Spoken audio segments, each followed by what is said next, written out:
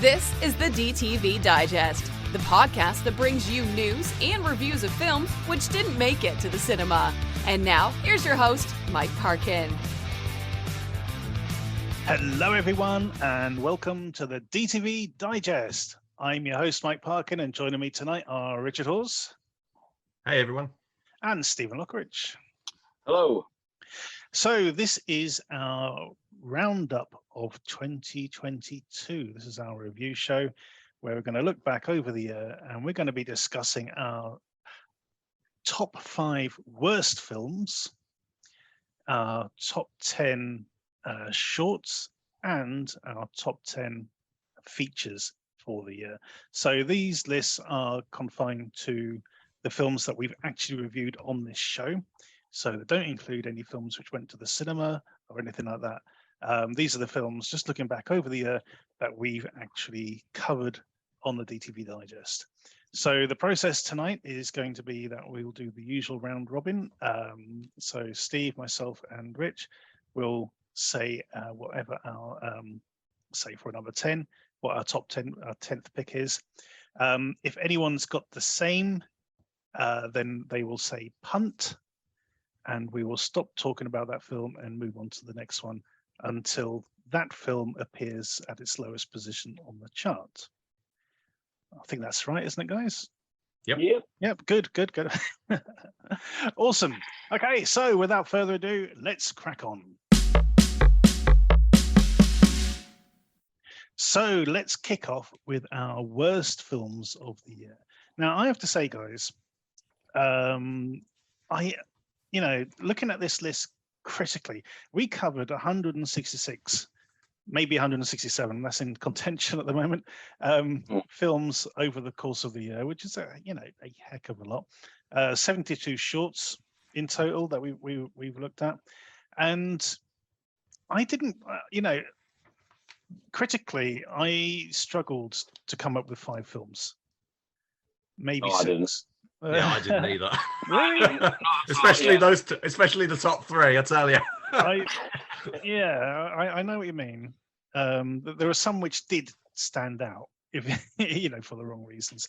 But a lot of them, I think, I was giving 5s or 6s. They were sort of mediocre, but not exactly terrible as such. So, but we'll see. We'll see what you guys think. So let's kick off. Steve, what is your number 5 worst film of 2022? It is Exorcist Vengeance. The Robert Bronzy starrer. I can't argue with that, really. Yeah. It's not on my list, but I know where you're coming from with that one. It's a fun, certainly. The concept is good. I love the mashup of let's take The Exorcist and combine it with Death Wish, basically. I think Midsummer Murders. Yeah. But yeah, it was. It's made on a shoestring kind of budget, so they couldn't sort of deliver on perhaps some of the expectations. So I don't know. I quite enjoyed it. I know that. Yeah, I think. What was some of the key issues that you had with it, Steve? The acting, the script. The actual, well, like you say, the budget wasn't there for any of it, really. I mean, even now I've got the IMDb up, but there's a little bit of a trailer running, and the supposed spirit going from one body to the other. It was done better in the 70s, you know what I mean? It was just, no, I absolutely detested it. If I hadn't been watching it for this, I would have turned it off without a doubt. In the first 5 minutes. I mean, the first 5 minutes where he's, a priest walking on the street, pulls out a gun and shoots someone. Yeah, it's a massive gun as well. Yeah. The thing is that's the thing though, is that is the concept. It's like a one joke film. I mean, it's not a joke because it's not a comedy, but it's a one joke movie. It's a one gimmick thing. It's what if it, Charles Bronson character, typical Charles Bronson, Paul Kersey or whatever character, was that instead of he's not an architect, he's a priest, and that hilarity ensues kind of thing. And they take it very seriously. The novelty sort of runs out quite quickly, and I guess the rest of the film just can't really sort of sustain itself as well. But I do like that central idea, that central novelty.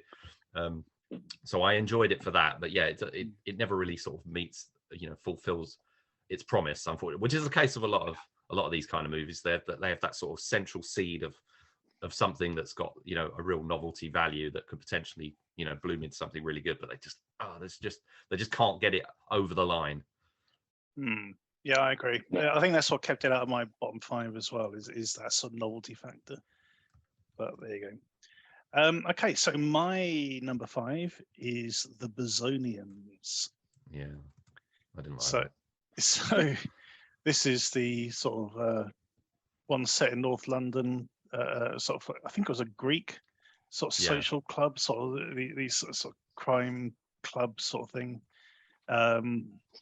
One of the big problems with it is that the disabled character, or the mentally disabled character. Oh, in it, that's right. Yeah. Just really ill judged and stuff. That's that was one of the things, and also the fact that the poster highlights Vinnie Jones, but he's actually barely. He's in it for 2 scenes, basically. And he's good in it as well. He actually does enliven it. But overall, it's just banal. It just a bunch of unlikable characters, or as you say, ill-judged characters who just do not get your sort of sympathy in any way, shape, or form. It was just a waste, unfortunately.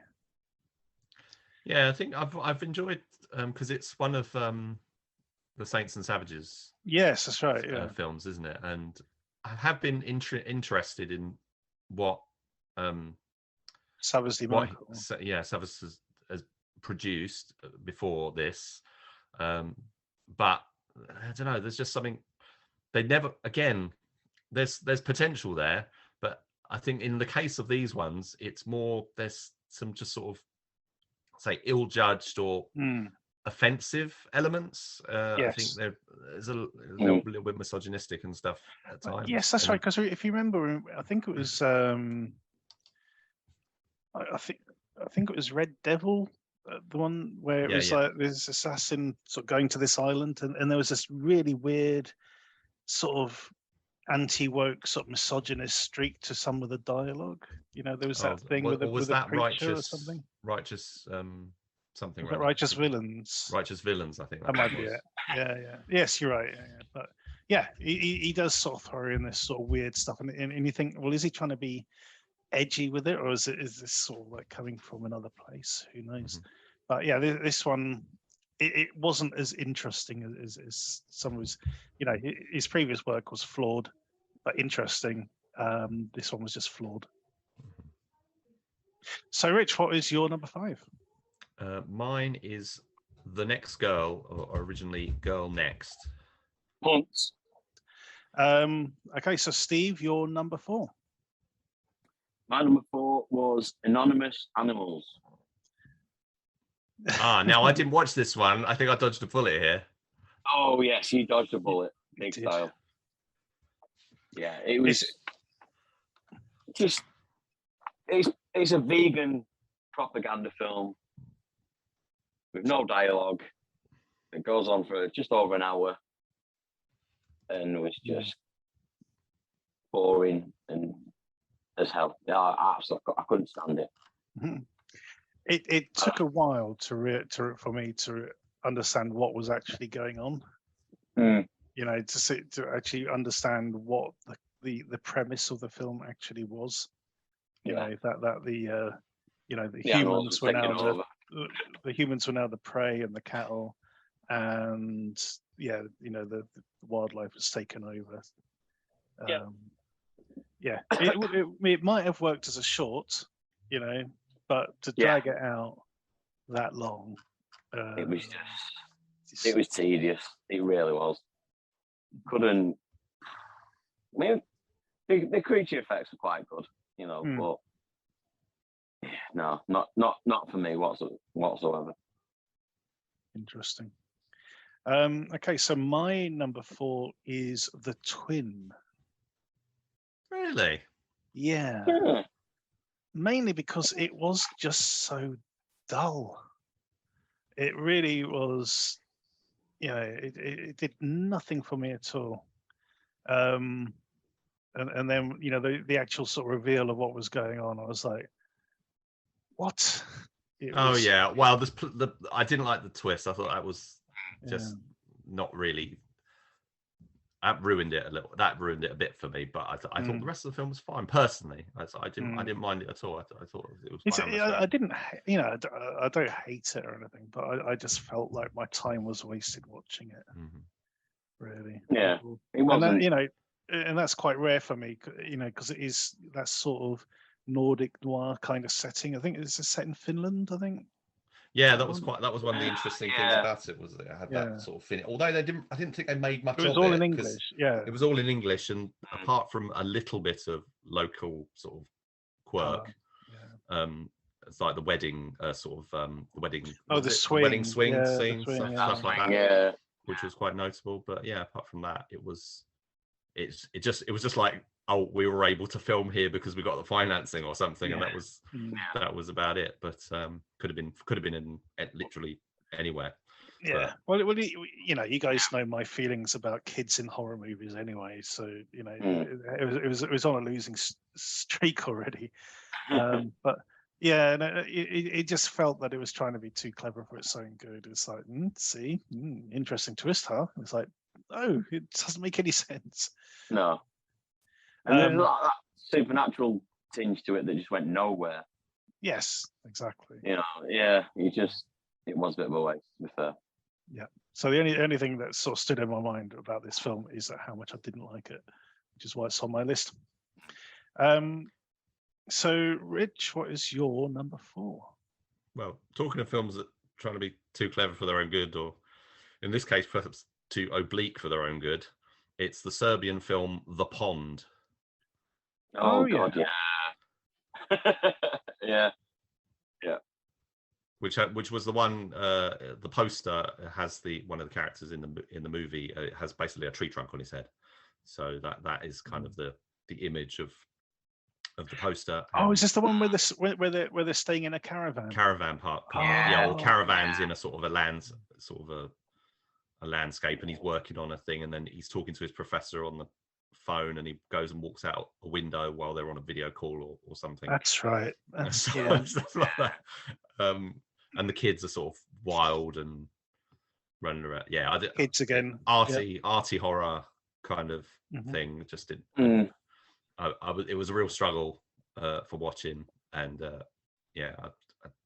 don't remember much about it beyond those sort of features. Really, I didn't like it. I think that's kind of it. I said earlier that I was struggling to come up with 5, and I think that's part of the issue, is that some of these are so forgettable. They're just like, they just slip through your mind and go. But yeah, now you reminded me. It's like, oh God, yeah.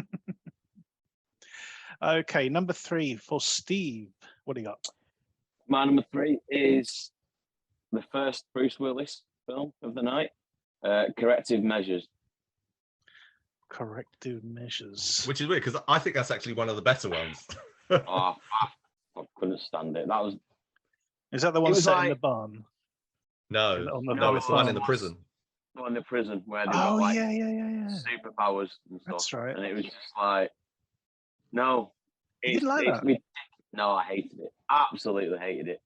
Because it just started off with, it was just in a car park, wasn't it? And then all these people turn up to kill this guy, but he's got superpowers, and it just kind of came out of nowhere and didn't fit. It didn't work. All these, superpowered were in prison, and then you've got Bruce Willis trying to. Did he take over Michael Rooker's body or something in the end of it? I think so. Yeah. That's how it worked out. Yeah. Yeah. And it was just badly shot, but the effects were terrible. The performances weren't much better, and the script was an absolute mess. And I couldn't. I knew that it was going to be in the top 5 as soon as I watched it. I just couldn't get on with it. Absolutely terrible. I reckon that's on your list because out, there's a couple of hours which I know, or a couple of mine that I know you won't have on your list because I don't think you got to see them. Yeah.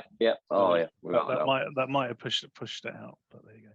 So my number 3, and I'm almost expecting a punt here, is Zeros and Ones. Punt. Yeah, I thought so. So Steve, I Rich, dodged a bullet on that one. you did dodge a bullet on that one. Yeah. Okay, so Rich, what is your number 3? Mine is a sci-fi film with Ryan Kwanson. Had high hopes for it. Oh, it's called Expired. Expired. Originally, it was called Loveland, and I think I understand why they changed the title, and more so, the fact that it was it's made by Ivan Sten, who we covered a film of his called Goldstone, which was really good. I mean, he's quite a fated indie sort of director, and he's just gone too indie on this. I mean, and it just feels like a Blade Runner knockoff as well. So it's a really weird one. That it's weird that he made it, and 2 is, it's just the way the sort of arty farty, sort of pretentious way it's been prepared. It's like he's breaking. He seems like he's doing something clever and breaking new ground, sort of in an art film, but he's not. He's doing something that a million people have already copied. Yeah. One thing is it's got Hugo Weaving in it, which I know. I think Steve, you weren't fond of his performance. No, I didn't like it. I thought he was one of the highlights. Yeah. So he was probably the only thing I was interested in the movie was when he had his scenes. It's just terrible. Yeah, I remember when you watched this because you were cursing that you actually, you felt compelled to finish watching it, and as a result, you had to sort of put another film to the side. Yeah. It's very sad. That was pretty awful. It was very, borderline narcoleptic, isn't it, that one? I mean, it's shot well, obviously. Good cast, shot well. Looks quite interesting because it was shot in Hong Kong, I believe. Although it's in English and stuff in it, but it's got this weird mishmash of stuff. It could have worked as an upfront Blade Runner knockoff, but what they've done is they've just tried to, I don't know, it's just sluggish, and just dull, and why? I don't know. I mean, Goldstone is such a vibrant movie. I keep signaling that one because that's the one we covered, and 2, to be honest, I haven't seen the other ones that he's made, but Mystery Road, I believe, is very good as well. But the and Ryan Kwanson, I've enjoyed. Exactly. He's very good. He's awful in this. It's like he's just stoned the whole way through. There's no. There's nothing to the performance. It's weird. It really is, and it was awful. I admit, but maybe that was kind of the point. Maybe they sort of said, we want you to be, almost like Sean Young in Blade Runner. It's like we want a sort of an artificial performance. Just who knows? It's a piece of crap. We know that. Okay. So. Steve, your number 2. My number 2 is the Serpent. Oh yeah. I can't argue with that. That is terrible, but it's almost good bad. Not quite, but I was thinking about going back and watching it because it's just got these crazy, stupid scenes. It's just, it doesn't make some of it just doesn't make any sense. It's a bad. Sorry, Steve. You explain about why you don't like it, and then I'll interject with a few points. Yeah, it's very what you said. It's terrible. It's all over the place. It makes no sense. I mean, the direction's terrible. The acting's terrible. I mean, fair enough. What's she called? Is it Gia Scova? Yeah, I mean, because this is a sort of a vanity project for her. She's sort of directing. She's written, directed, and starred an action vehicle for herself. She's got no action background. She's a model. Or acting background, to be fair. Or much of an acting background. No, so it's really odd that she managed to get the funding for it to be able to have such control. I mean, you'd look at something like Anna, with the Sacha Lush film with which Luc Besson did, which I didn't like either. I didn't like that for different reasons, but that was, established, filmmaker with clout, I want to put this model in the lead in my movie, and getting good people to work with, good stunt people and all that to do that kind of thing. This one, they've literally just, I don't know if it was self-funded or something, but how do you manage to swing that? I mean, and it just, it's just nonsensical. I really want to see it again now, because I can't believe that it even exists. Yeah. No. And Rich, your number 2. My number 2 is Narco Sub, which again was pretty tedious and incomprehensible. It's kind of a... Sorry, I lost you then. Did you say Narco Sub? Narco Sub, which had featured Tom Sizemore, I think. I just realised I skipped myself on this one, but funny enough, I also picked Narco Sub as my number 2. Oh well, Mike, you step in now, please, and tell me what you didn't like about Narco. Oh my god, everything. This was painful to watch. It really was. It made no sense at all. The whole thing with the submarine was absolutely ridiculous. But the submarine's barely in it, isn't it? That's like a bit like Submerged, the Steven Seagal movie. They kind of wasn't Tom Sizemore in this for a little bit as well? Yeah, I think Tom Sizemore and Robert Lasardo they pop up. There's some action. There is some action and stuff going on. It's kind of it's ostensibly sort of an action thriller about a guy trying to rescue his family. When I was watching this, my mind started wandering, and I did sort of wonder about the whole thing at the end. He sort of infiltrates into this cartel's compound, and he got all these guards stood around, and I'm thinking, what is the appeal for these people to work for this cartel? Are they there? Are they on call 24 hours? Is it 20? Are they on shifts? How does it work? How do they get paid? And I sort of want to write a short film, kind of like The Office, but it's the HR department of a cartel. Just sort of dealing with, or having to sort out the shift changes and all that sort of crap. But anyway, it is one of the worst films I've seen this year. It really was bad. Rich, over to you, mate. Put the nail in the coffin.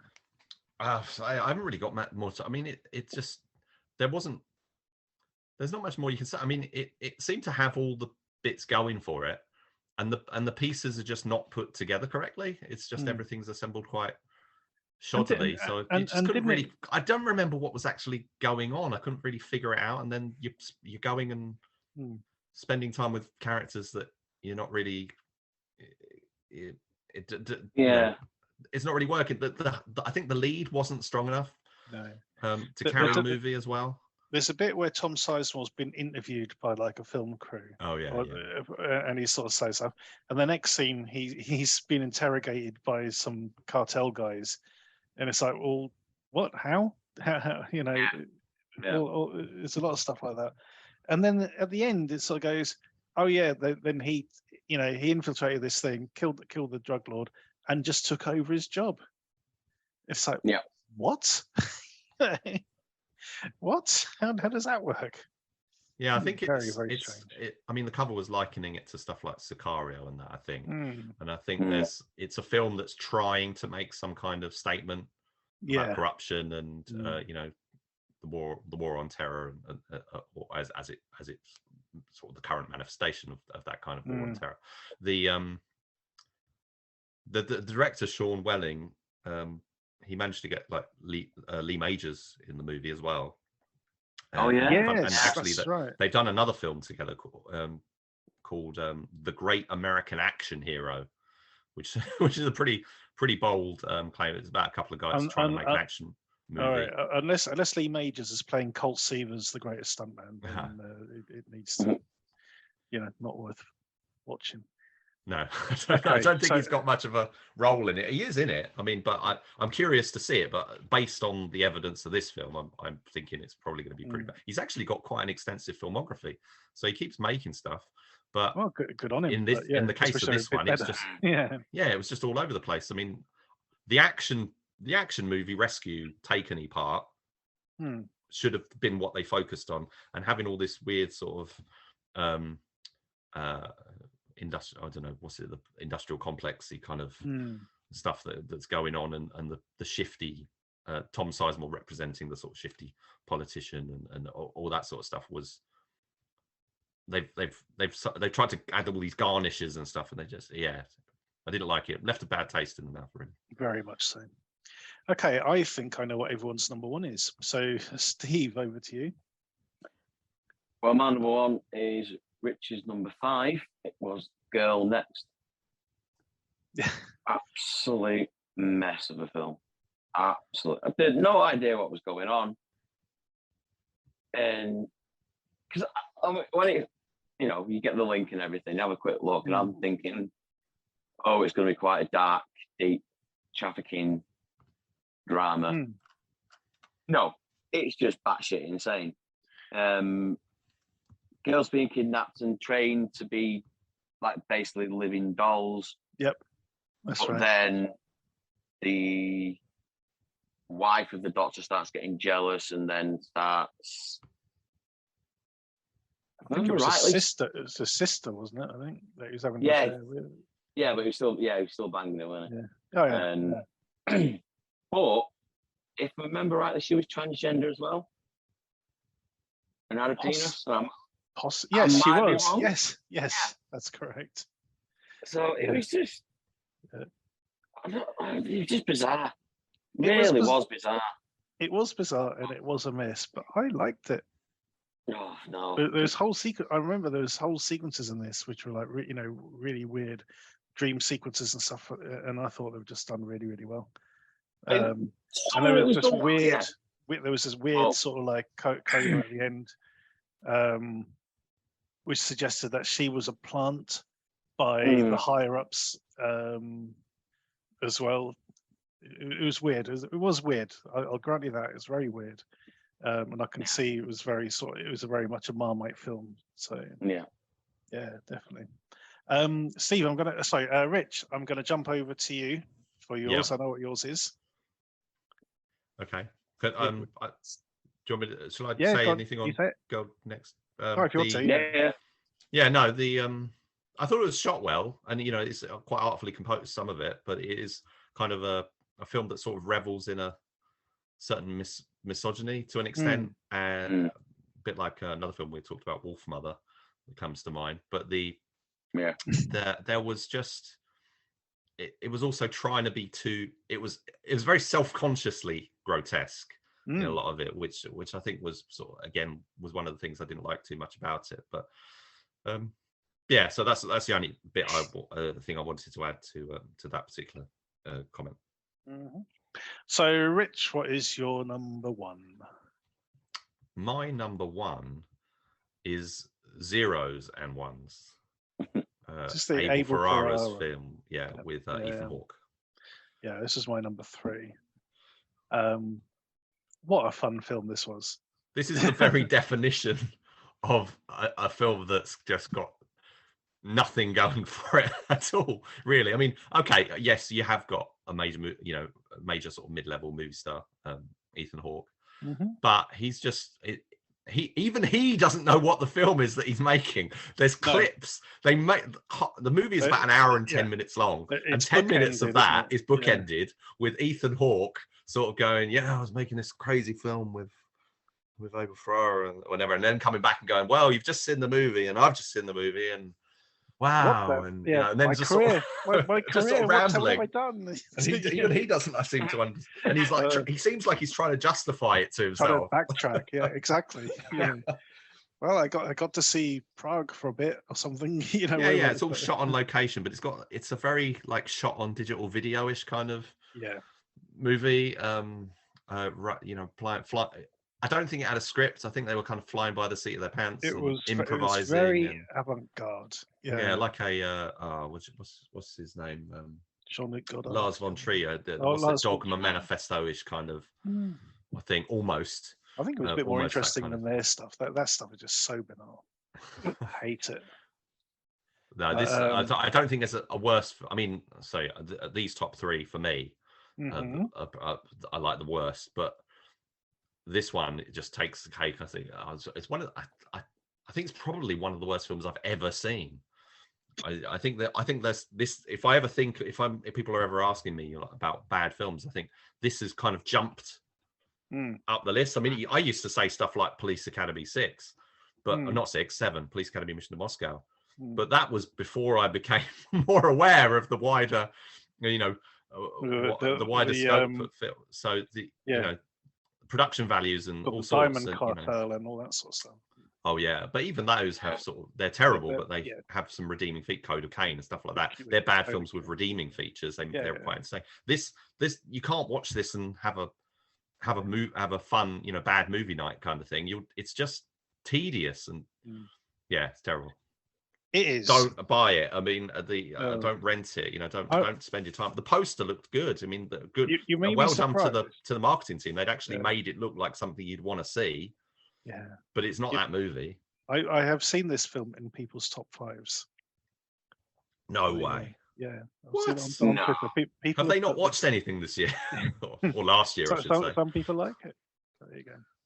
Now, I agree that Zeros and Ones is one of the worst films of the year, but I shall raise you with Fortress Sniper's Eye.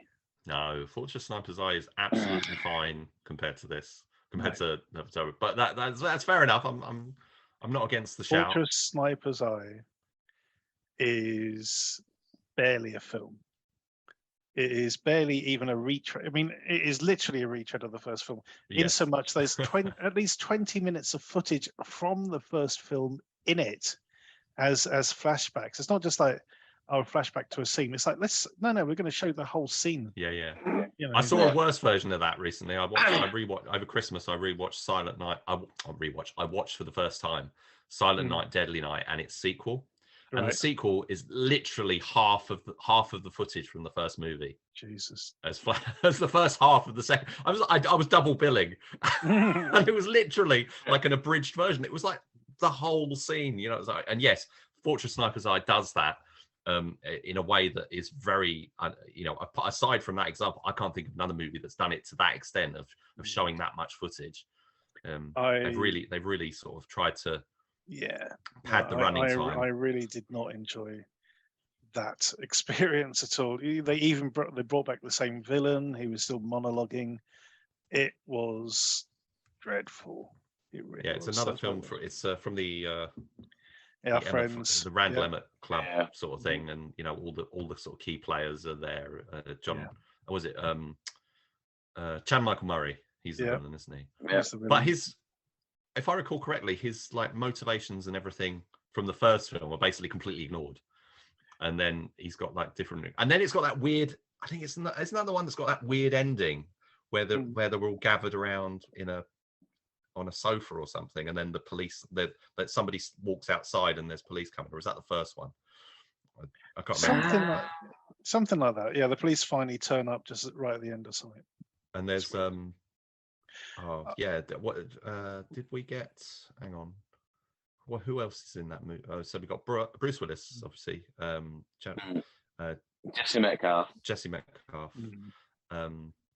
That was the thing, because they had all these characters in the first one, and then in the second one they go, oh, here's my daughter who's just arrived. Yeah. They really pad the cast because obviously they can't spend much time with Bruce Willis. This is another one of those things where we've got to have characters for the camera to look at for half the run, and for them to have conversations because we can't afford to do any action. So they do that kind of asylum thing, but there's like 2 or 3 characters who like fly in for the drama, basically. His wife or something turns up. Michael Cera, I think, remains the best thing in the film, and again, he's off doing his own little adventure. Basically, everyone else is, he's in a proper sort of action movie. Everyone else is in this stupid thing about Bitcoin or something. I think they did the Bitcoin stuff a lot in the first one, and then in the second one moved on. And it was originally supposed to be a trilogy, but I think they dropped the third film. God. Not that there's much linking the films together. To be honest, it is a bit weird how they bring basically people back and say, oh, actually they didn't die or anything at the first one. But, well, exactly. No, it is the worst. It really left a bad taste in the mouth, and it's the sort of thing people think of when you the people on the street hear DTV. That's the sort of thing they're going to think of. It's like, oh God, no. So there we go. That is our roundup of the worst films of 2022.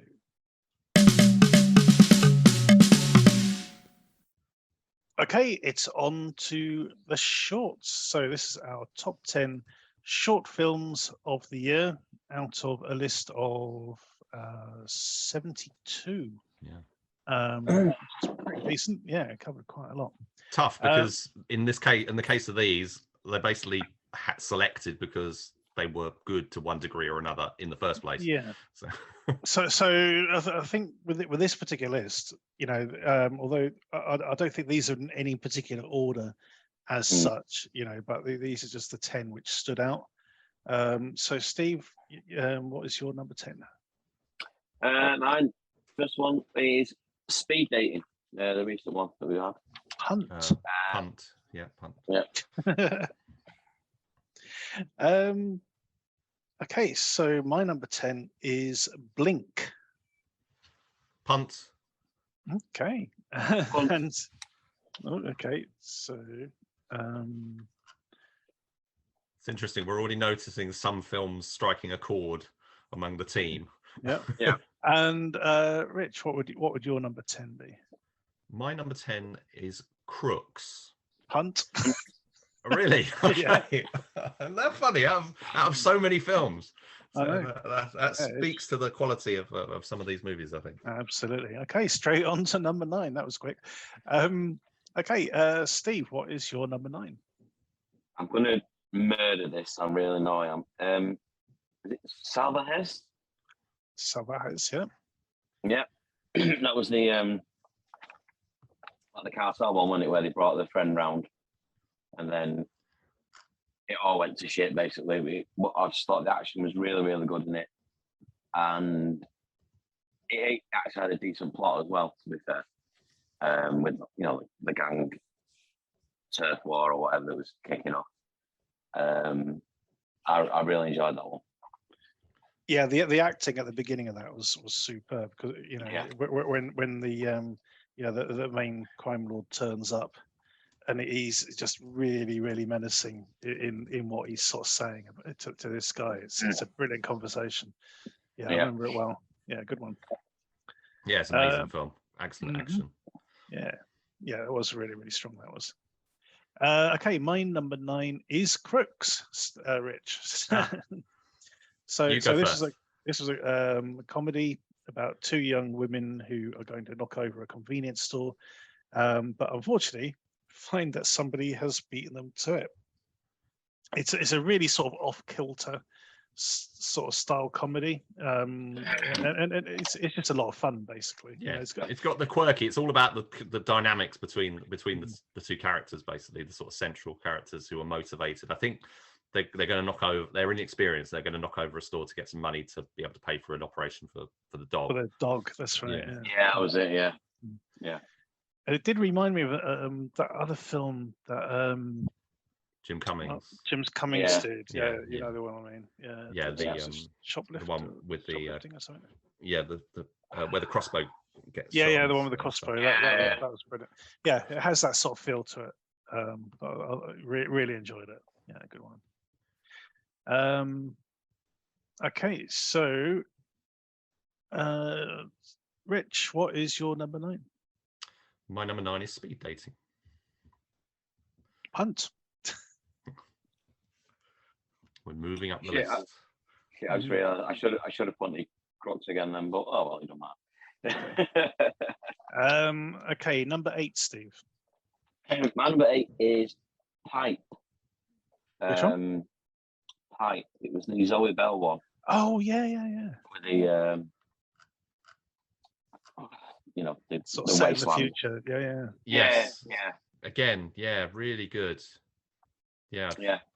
Definitely an honourable mention from me for that one as well. Yeah. Yeah, that was because that was quite dark, wasn't it? It was quite sort of nihilistic in its its storytelling. It was very Yeah. very well done. Yeah, good one. Yeah, especially the fight scene in the bar. Well, that was really well done. Yeah. Yeah, it's just really well done. To be fair, I think that one of them that could be expanded into a longer piece if it's just a proof of concept. But I don't really think it was, to be fair. But yeah, it's one of them that could be. My number 8 is a film that we recently covered, Rich, on the short shots, Jugando con Fuego. Ah, yes, the Robert Samuels. Just under 40-minute action thriller with a fantastic knife fighting scene. It really does towards the end. Yeah. So this is about as close to a feature that any short is going to get.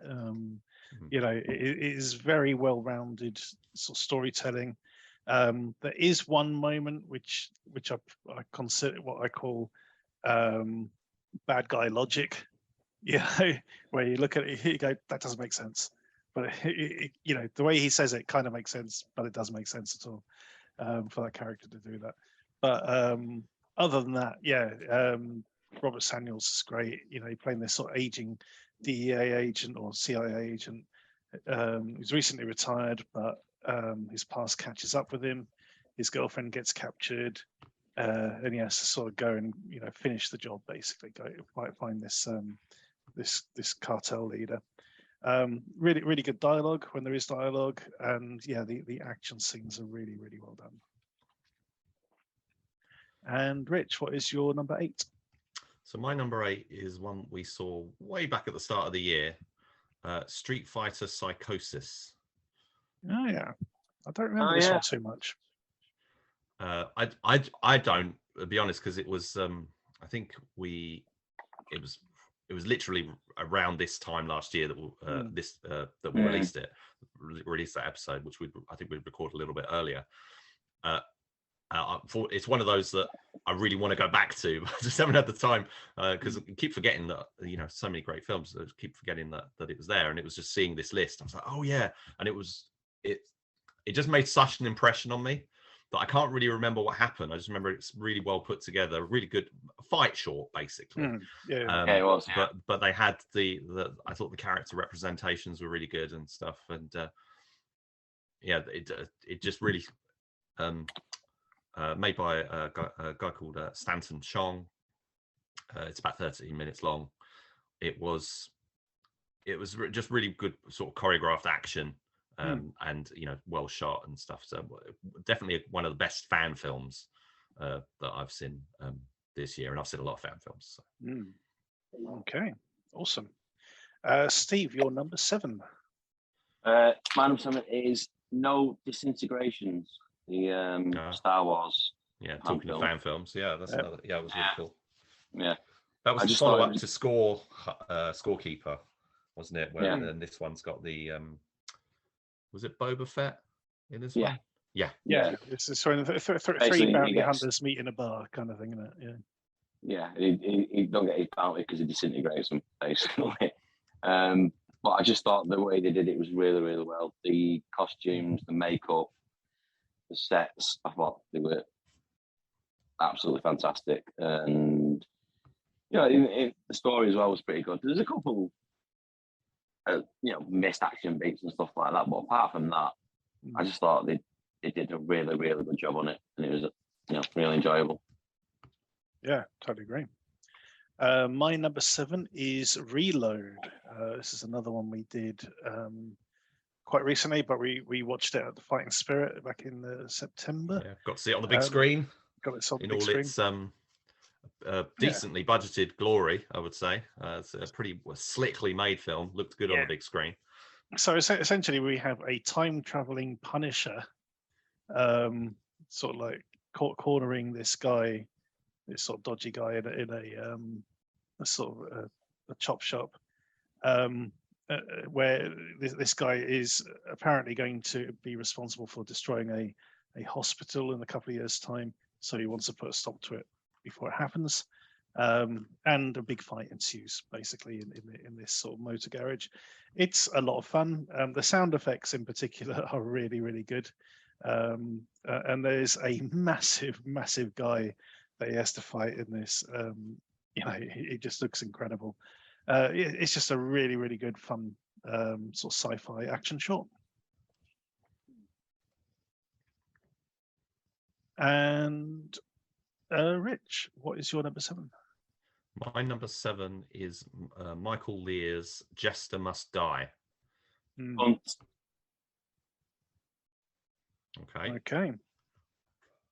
Holding, keeping stum for the moment then. Okay, so Steve, your number 6. Midnight Clear. That was cool. Yeah, I really like that one. Yeah. Remind me. That was set at Christmas, wasn't it? Christmas, yeah, the horror Christmassy one. Where I can't remember the ending exactly, but it was this something like a Holocaust, nuclear Holocaust or something? Yeah, that's right.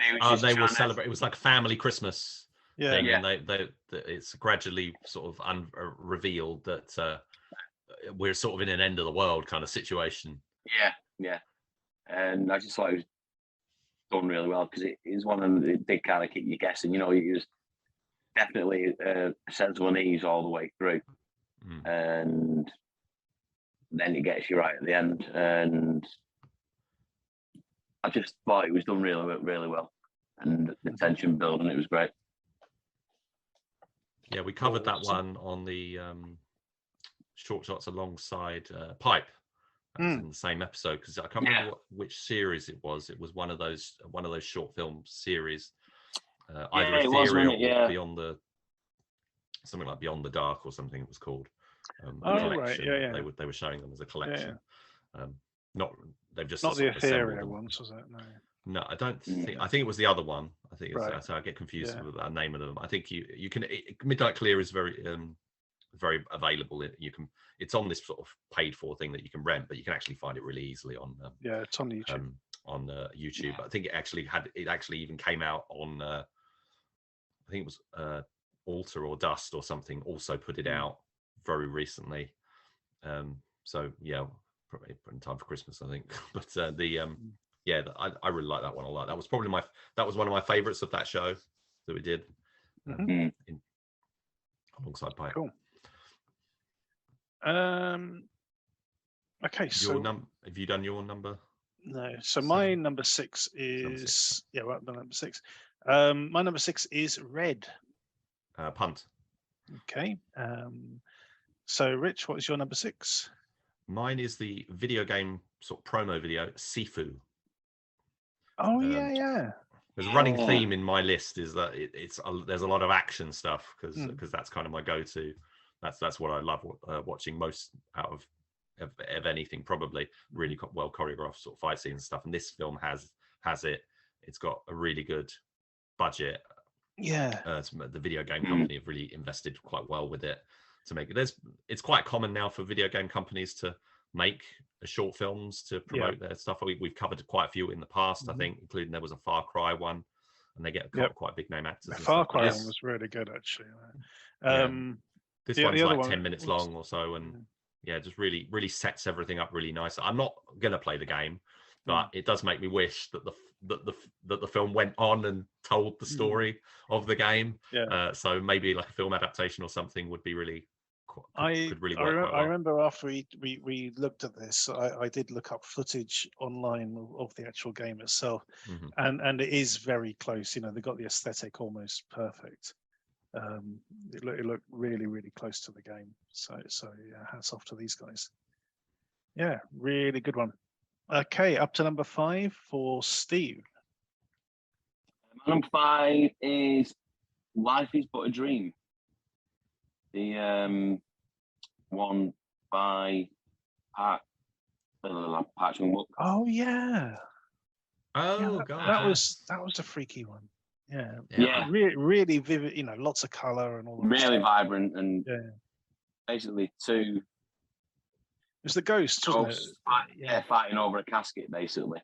But yeah, it was just, and again, it was like an advert for iPhone. Remember? Yeah. It was all shot. They made it to show off what the iPhone could do, basically. Yeah. But really vibrant, great fighting. And I remember it ended on like a musical number. Yeah. Yes, that's right. Yeah, but big song and dance routine sort of thing. Yeah, but just really enjoyable and just fun. Not too. It was a bit weird, but not too weird, if you know what I mean. And it kind of reminded me like of what's it called? Was it a Chinese ghost story that I saw years ago? Kind of that kind of vibe. But yeah, no, I really enjoyed that one. Awesome. Okay, so my number 5 is The Association Athena. Yeah, that's a good shout. Another really good action one. Very distinctive style to that one. So this is from Rogue Origin Films. Yeah, it's the look of it is amazing. It's designed almost like a music video, but it's a very vicious fight scene with serious stakes at hand. But the way it's presented is very glossy, sort of almost like a music promo, and it works really, really well. Really enjoyed this one. And Rich, your number 5. My number 5 is the aforementioned Blink. Yes. So Punt. Okay. We can't talk about it yet. About jump into that. Yeah. Okay. Steve, your number 4. My number 4 is, hang on, my phone's gone anyway. My number 4 is Jester Must Die. Which I believe you had as well, Mike? No, Steve, Rich did. Oh, was it Rich? Sorry. Yeah. That was the number 7. Mm-hmm. Yeah. Any extra thoughts you want to add on that one? It was just, again, it's like you say, with yours, it is a bit of an action-heavy shot, but really well done, and just a bit with the kid and Jester struggling to pull the trigger and what it might do, and I just thought it was really, really interestingly done. Yeah, it's like basically it's an action short. It's only like 16 minutes long, but it's got a real story. There's a real setup and stuff, and there's a real potential. I mean, I believe it's like a proof of concept kind of thing. But it doesn't feel that way too much. It feels like it's got a natural endpoint, but it is adapted from a feature script, I believe. Yeah, and there's an interesting parallel between this and the Athena one I mentioned a minute ago, in that you have this situation where you got these guys who are obviously very close. They've been partners for a long time. They're good friends, but find themselves on opposing sides. And very reluctant to have to follow orders, but no, they have to follow orders. And it sort of develops a really nice, interesting sort of tension as to whether loyalty to the organization is going to win out over loyalty to your friend. It's very good. Yeah, and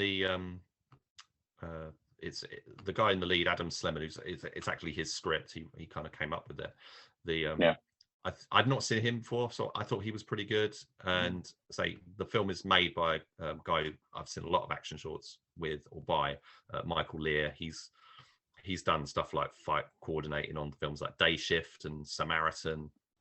He's done stunts on things like Bullet Train, and I think he was a fight coordinator according to IMDb.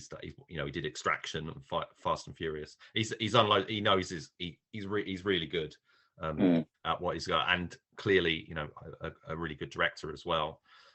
This is like one of a handful of films, short films, that he's made, but this is probably his most ambitious, and definitely potential here for either a feature or like a series or something. I'm not sure.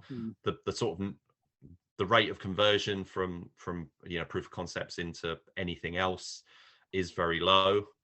So what I'm particularly glad about this is that it does fit nicely as it is. It's a really great, I mean, it doesn't even feel, it feels like a quality movie just sort of condensed down into a short bit. Amy Johnson is in there, but she doesn't get to fight.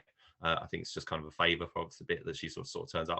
It's a little bit disappointing when you see her turn up and then she doesn't fight, but the rest of them everyone else is so good. It's it's great. Awesome. Okay, my number 4 is Uncharted versus Indiana Jones versus Tomb Raider. Yeah, very good. This was awesome.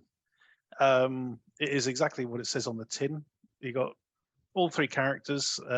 What's this called? Is it Jonathan Drake from Uncharted? Nathan Drake. Nathan Drake. There we go. Yeah. And Indiana Jones and Lara Croft, all after the same mystical dagger. It's filmed in one of the places. Istanbul, I think. No, it wasn't. It looks like Istanbul. No, but it was one of the other sort of Istan places, Kazakhstan or somewhere like that. Oh, I think you're right. Yes. But it looked great. They got the characters perfect. The guy playing Indiana Jones, that belongs in a museum, kind of thing. They got the music right. They got the action right. It was really, really well done. Thoroughly enjoyed it. And it was a family, wasn't it? I think it was. It was written, directed, produced all by, sort of mum and dad. What's it called? No, that was the Star Wars Cad Bane. Oh right. Yeah. That they did that. This was right. Devon Supertramp. Right. And who does a lot of sort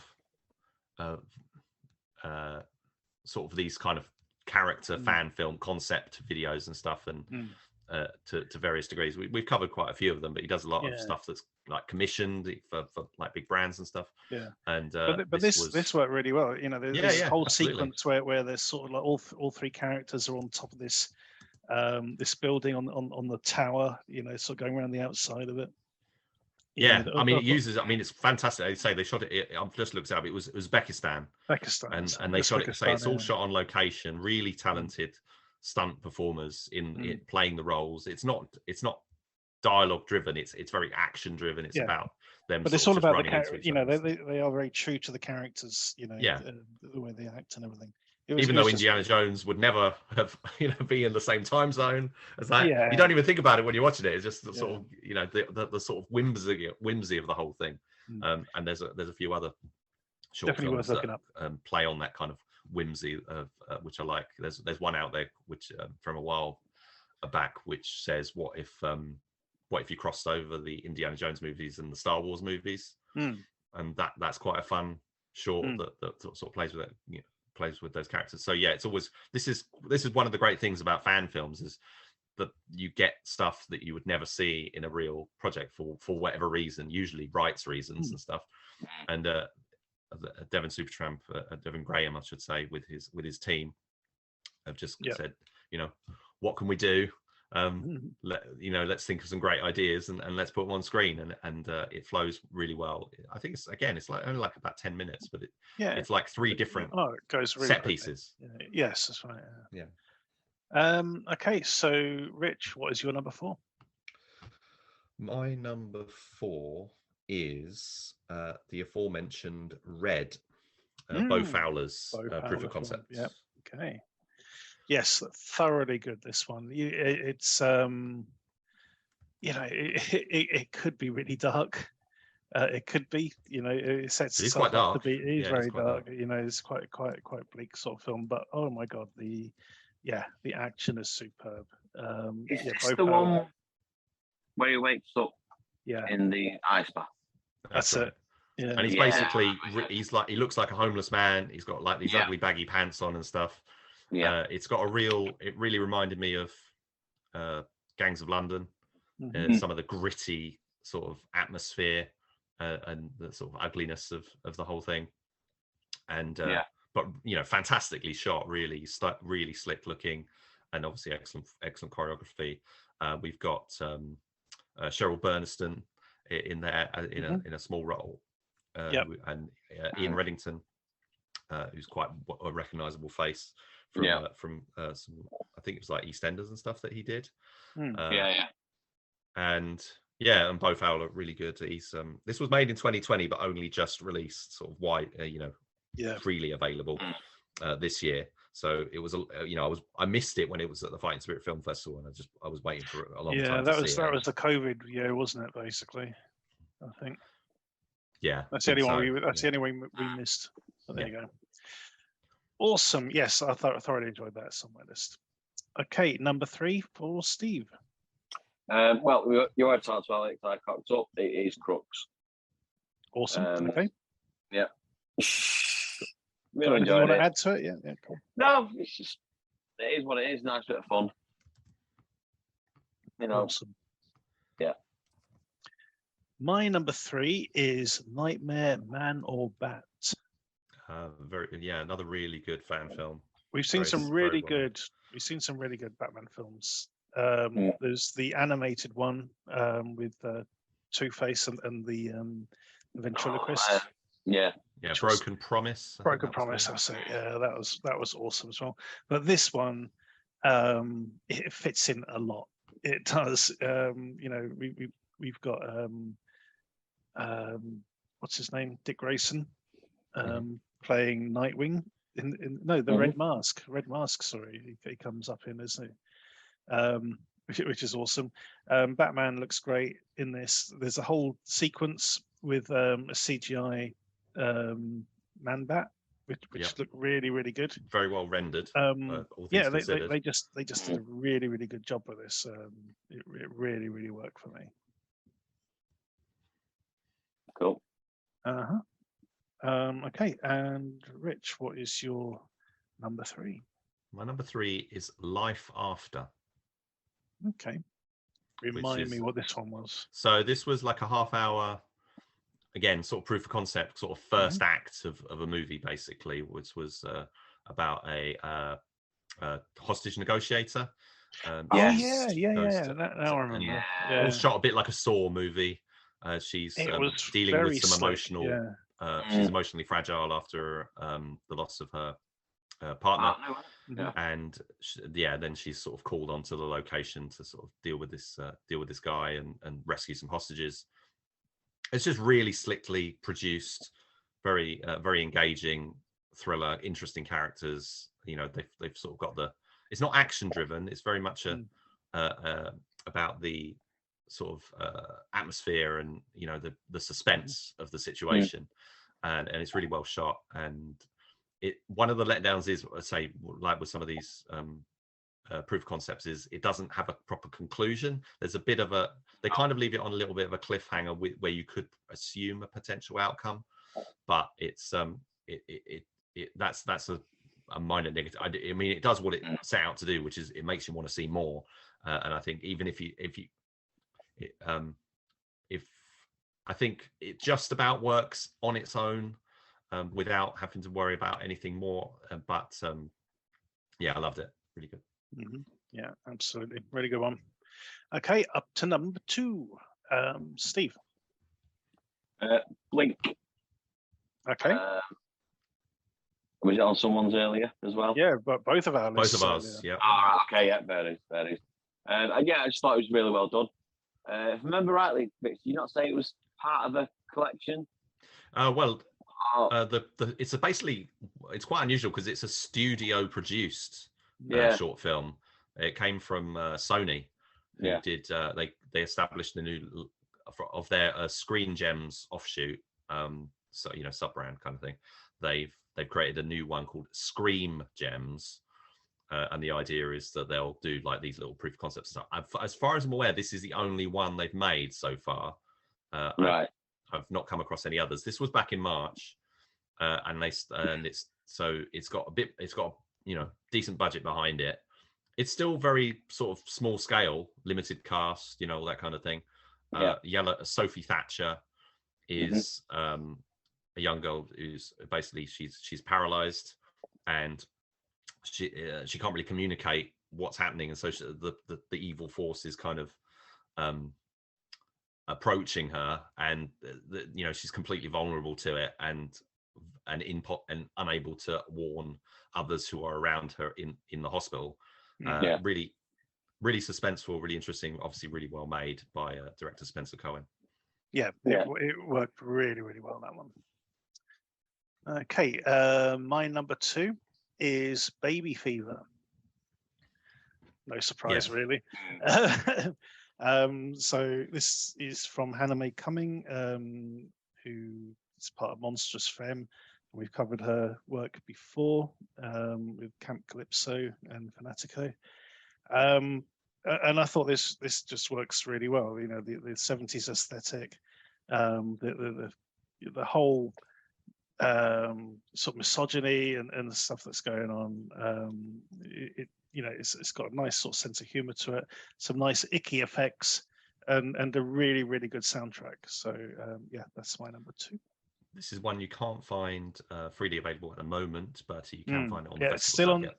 It is still on the festival circuit at the moment. I'm sure it will appear sometime this year. Okay, so Rich, your number 2. Yeah, my number 2 is E11 Standard Issues. Oh yeah, this was a fun unboxing video, basically. Parody unboxing video about from the Star Wars universe. So again, another fan film. Now, I was torn between. I didn't want to put both on the list, but there was this and another Star Wars fan film called it was Cad Bane, obviously, but there was another one called X-Wing, which was a fantastically animated action short. But this I just thought was so novel and fun. It's like it's a skit, basically. It's a sketch about the joke is that it's an unboxing video. It basically, that's all it is, but there's lots of little Easter eggy kind of things as they go through, and it doesn't outstay its welcome. I just thought, and it's really, really well made. Just looks fantastic. Just on the subject of Star Wars films, just going off kilter a bit, Rich, have you seen one called the Chase? The Chase? Don't think so. I've got quite a long list of Star Wars fan films that I've got. It'd be nice to check that out at some point in the year. The Chase. It's very good. Yeah. Is that a new one or? It's been around for about a month from Skyforge. Oh yeah, I'll look it up. Look out for that. The Star Wars universe is rich, and I still think, even though Disney managed to get, Disney bought Star Wars and everything, obviously, and they're pushing out so much stuff. I still think what's great is that these fan films are still being able to get made, and because there's other fan films, the reason they get made is because there isn't any of that particular property out there, so the fans are sort of going. And in this case, there's no need for this. This is just enthusiasm and desire to from the creators to put something out there, and it's still such a high standard. I think in some cases better than what Disney is producing. I'd put this alongside something like Han Wick as well. In that it sort of shows the diversity of the Star Wars universe and what you can do, what you can play with. But yeah, it's a fun one, that E11 Standard Issue. Okay, and Steve, you're number 1. Again, I'm probably going to butcher this. Atratus. Really, that's a very interesting choice. Yeah, that was Portuguese, I believe. It's like the thriller about the young woman who's basically at home alone. Yeah, Brazilian. Yeah, Brazilian. Sorry. Yeah. I just thought they did it really, really well. I mean, I thought the tension was built really well in it, and it was just quite an interesting little story. I can't really remember what they were trying to find. That's the only thing. I think it was a while ago when we watched it, wasn't it? Yeah, I think that she's at home on like the ranch, and then there's a mysterious stranger sort of approaches, and then they're trying. There's like home invasion kind of thing starts. Interesting. I think that's one I missed. But, okay. Yeah, I enjoyed that one. Okay, my number one is one which both of you have had on your list. It is Speed Dating. Yeah, John Paul Ly's film. Jean Paul Ly's film, indeed. We've seen his work in front of this camera before, and we've seen his choreography before. And he's one of these guys. As soon as you see him in a film, it's like I can't. He was in Vengeance 2, whatever Ross Byers' film, and for a lot of the film, you're sort of looking at him going, when are you going to let him off the leash? They didn't, did they? If I recall correctly. No, they did. They did. They did. Yeah, eventually. I remember watching something where I'm sure that he was in it, and they didn't use him, or I might be confusing him with someone else. But he's fantastic. He's one of the best around at the moment, and he's in that weird position of everyone, and people are getting to know who he is and what he's capable of doing, but he's hungry enough that he's trying all these different things, and he's turning this up was such a surprise. This was such a surprise. I was expecting a typical sort of fight scene sort of thing. I wasn't expecting comedy chops from his writing, and I wasn't expecting complex camera moves like the opening shot where the camera's following different people. So you got, he starts following a waiter into the room, and then someone takes a glass off the waiter and then follows that person around to the bar, and eventually we get to our protagonist, this lady who's gone to this speed dating evening because she lost a bet with her best mate. And then we get the comedy chops from the writing and the characters. Which he wrote again. Exactly. And he's got the actual sort of fight scenes work really well. The way they're constructed, the way the camera moves between them, it is it's exemplary, really.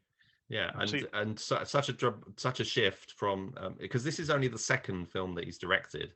The first one being The Division, which was a full-on half-hour cop action thing, basically, of just like about 27 minutes of near non-stop action. And almost one of those films that was maybe a bit too much. It's but it was like kind of a vehicle for him. You mentioned the other thing, the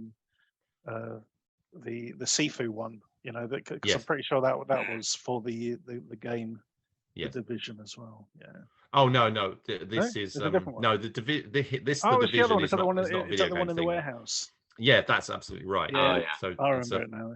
Warehouse-based kind of thing, but that was very much him making a vehicle for himself and Laurent Plancel. Apologies if I mispronounced his name there. But in Speed Dating, he's just focusing on being a filmmaker. He's behind the camera. He's written, he's written and directed. He doesn't even have a cameo that I recall. No, he doesn't. In it. Yeah. But and he sort of allows his Phoebe Robinson, formerly I think goes by a couple of different. I think she's changed her name a couple of times, but she was in The Division. She's also in this one as well, alongside. Now, who's the lead on this one? Because I can't remember her name, but she's again somebody quite surprising because I'd not really seen her before. Eloise Lovell Anderson. Right. That's right. I believe is So she Emma. Yeah. And she's so confident in the lead in this. She's got those. I think she's a model as well, so she's got the fantastic, charismatic sort of leading woman kind of look, and and able to pull off the action, which again sort of had a very much Angelina Jolie, Mr. and Mrs. Smithy kind of feel to me. And I thought she did really well. So I'm looking forward to seeing more of her in other projects. So she seems to generally have had just sort of supporting roles, and this, she really shines in this one. Yeah, absolutely. Okay, so Rich, your number one. So my number one is another film that's sort of on the longer side. It's an anime, sort of a mixture of computer animation and live action. It's Scooty, about a about a loser bloke and a robot that's basically assembled from scooters that get struck by lightning, and it's like a buddy comedy kind of thing. I just thought, again, it was another movie that's it's kind of a condensed sort of feature. It's like it covers a lot of ground in its short running time, and I just thought it was great. I've seen it a couple of times now. The director, it's from like the guys like the Corridor team on YouTube, very talented visual effects artists and stuff. It's funny.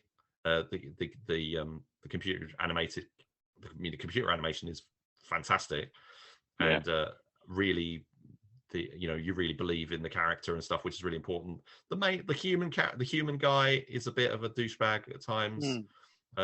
He's a bit obnoxious, but I think that's the point. He hates scooters, doesn't he? Is that how it starts out? He hates scooters. But so he wasn't. There's just something about him that just didn't quite work for me. But the rest, apart from that, it's just so good. It's so entertaining. Feels like a proper movie. You could easily watch it with. It's not really family friendly because I think there's a bit of bad language and stuff in it. But it feels like it should be a kids movie, but it's not quite. It's still a couple of mature bits in there, but it's so well made. Absolutely. Okay, that is our top 10 each of the short films that we've covered this year. We will be putting some of these in the footnotes.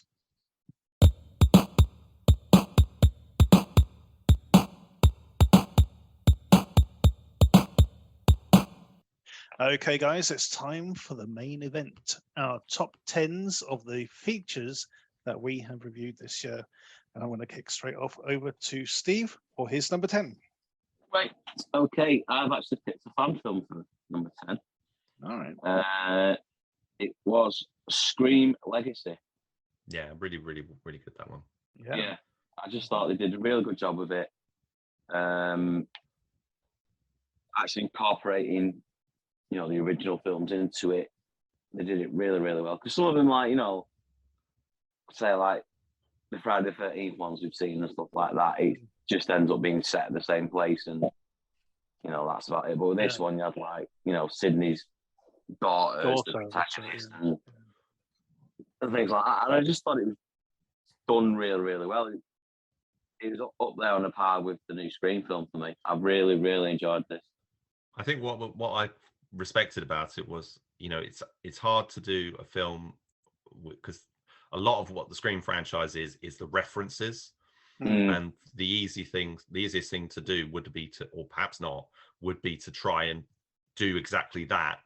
But you've got to. It can be a difficult call because you really have to be like on your A game with some of the jokes and references to make it land.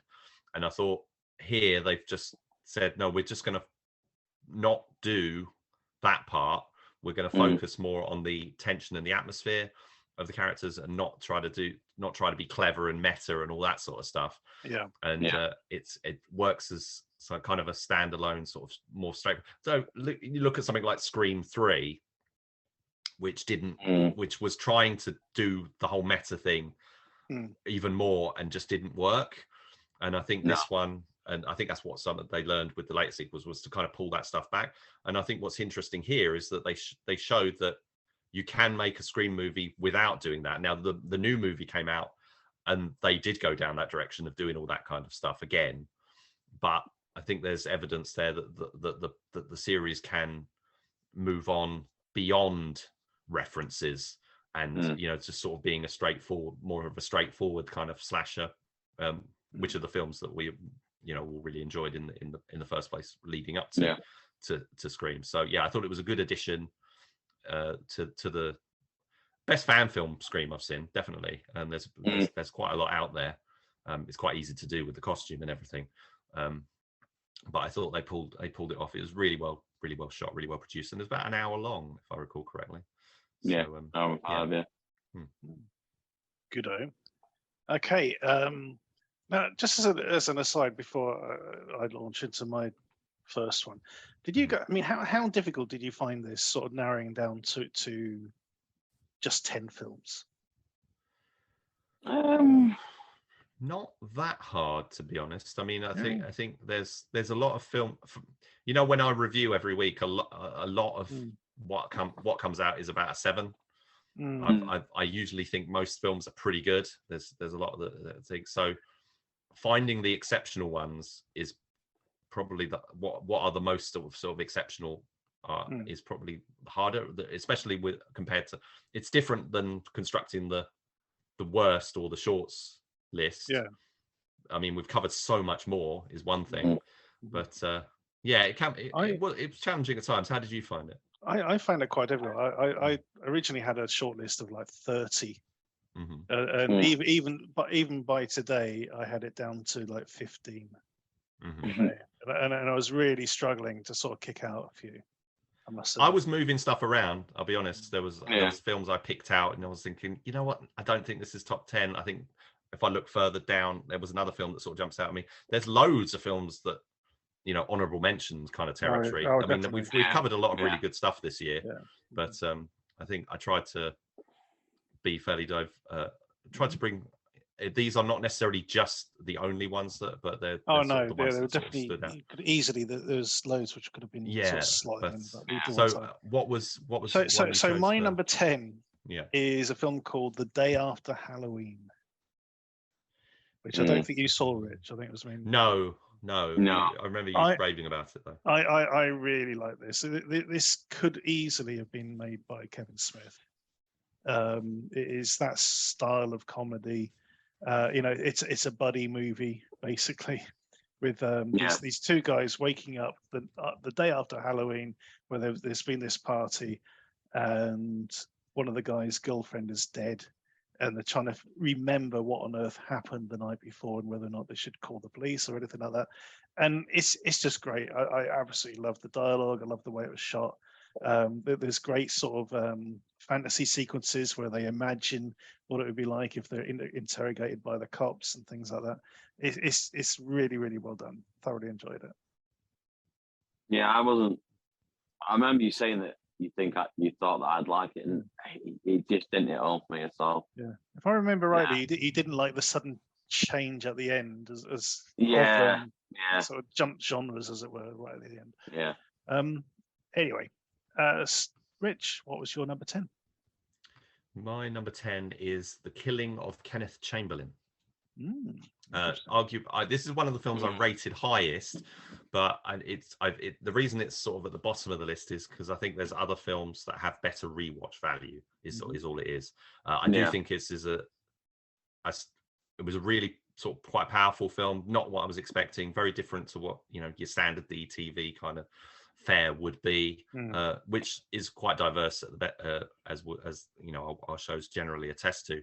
There's a lot of really interesting stuff that's not what people would necessarily think of as DTV. This is a small scale, limited space, limited environment drama with based on a true story, which gives it more significance. I think it's a really interesting, horrible, terrible, important story to be aware of, and I think they've told it very well. The film is about an hour and 20 minutes long, and a lot of it's taking place in like a corridor, like on a staircase outside of an apartment or inside the apartment.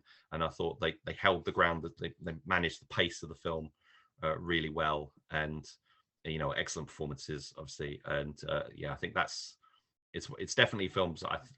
It's not obviously it's not an entertaining movie in that, but it's very absorbing and well worth seeing. Yeah, absolutely. Yeah. Steve, your number 9. My number 9 is Samaritan. Punt-ish, because it's my number 9 as well. All right. Okay. So let's talk about it now. Carry on. Yeah, very different from Stallone, I thought. You expect him to do maybe like a superhero movie when he was a lot younger, or I know they weren't really around in that part, but I thought he played it really, really well. I liked the twist, shall we say, at the end, and I just thought it was quite moving, decent story. You know, it kind of reminded me of the Agent Brody one. Was it Clean? Yep. Yeah, it was You very know. similar character almost. Yeah, which is what I remember when we were reviewing it. Mike was like, "We've seen this before," and I was like, "Really? What are you talking about?" And then you said, and I was like, oh, "Of course!" I was like, "I can't believe I didn't notice that when I was watching it." I mean, it is basically the same movie, but told in a very different way. But yeah, I like the kid. The kid, for once, you know, the kid wasn't annoying, and I like the grittiness. You know, he's not an angel. The kid, you know what I mean. He could go either way with the gangs or try to keep on the straight and narrow. And it was just, yeah, I mean, it went a little bit CGI heavy at the end, but apart from that, yeah, I really enjoyed it. Awesome. Yeah, and I thought that, you know, it just Stallone just carries it so well. The film, I Mm-hmm. mean, it was made. It looks like it was made for the big screen. I suspect it was, and I think at MGM and, you know, their Amazon, they just decided to use it as like valuable content for Amazon, and you know, it's very slickly produced. I don't think there's anything wrong with it. I'd say it's one of the best, you know, certainly one of the better films that Stallone has made across his whole career. But you know, considering his age and everything, you know, he's such a perfect fit, and it works. And I don't think it would work really with anyone else. I don't think I mean, I don't think it would even work quite as well, even if it was Schwarzenegger. I think for somehow, Stallone is just managing to be in his 70s and still look like, you know, such a tough and, you know, believably tough character. But he also he brings that moroseness to it as well, doesn't he? You know, that he plays really, really well. Yeah, I think he's had a good year, because obviously on Amazon, he's Tulsa not Amazon, Paramount, the Paramount Plus series, which I haven't seen, but I'm hoping it's going to be good. I've heard good things. But yeah, nice. So kind of almost not a comeback, but really nice to see Stallone sort of in a central role again, not having to sort of surround, you know, being in a sort of an ensemble, you know, Expendables kind of thing, to sort of prove himself. It proves he's still a big movie star. I think it was great and really well made. Awesome. Okay, my next one is Black Site. Which one? Oh, that's sorry. That's the Michelle Monaghan one. We did the new one. The new one was the Michelle Monaghan one with Jai Courtney, wasn't it? Yes. That's it. And Jason Clarke. Jason Clarke. So this is exactly. It's a slasher movie disguised as an action movie. Basically, as Jason Clarke is this shady assassin who's been captured, taken to a black site, where Michelle Monaghan is one of the analysts, and he escapes, and mayhem ensues, and it's just really, really well done. It's also directed by a woman called Sophia Banks, which, you know, is just great as well. You know, we need more sort of female action directors, as far as I'm concerned. Yeah, it just worked really well for me, this one. And Rich, your number 9? Well, mine was Samaritan. So. Oh, sorry, of course it was. Yeah. There you go. Okay, Steve, your number 8. My number 8 is Love Hurts, or the alternate title, Most Horrible Things. Oh yeah. The Simon Phillips Butler one. I just found it refreshing. It's very different. It's kind of a non-slasher movie in a way. But I like, got the interrogations and the police then flashing back to the dinner party / whatever it is. yeah. But yeah, I really enjoyed this. A lot of performances were good. I mean, there's a little bit of weirdness with the main guy. Oh yeah, it's like a trans sort of cross-dress kind of scenario going on. It's like they come in and he starts, miming to this That song. was crazy. Yeah, caught top of his head. You know, a couple little bits like that was like, But all in all, I just thought it worked really, really well. The only other downside really was, again, the twist at the end, which you could see coming an absolute mile off. But yeah, apart from that, really enjoyed it. Awesome.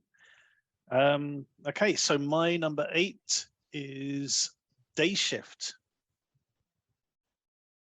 Yeah, good No call. puns? Very entertaining. No punts actually, Oh, but no, very good call. Very entertaining movie.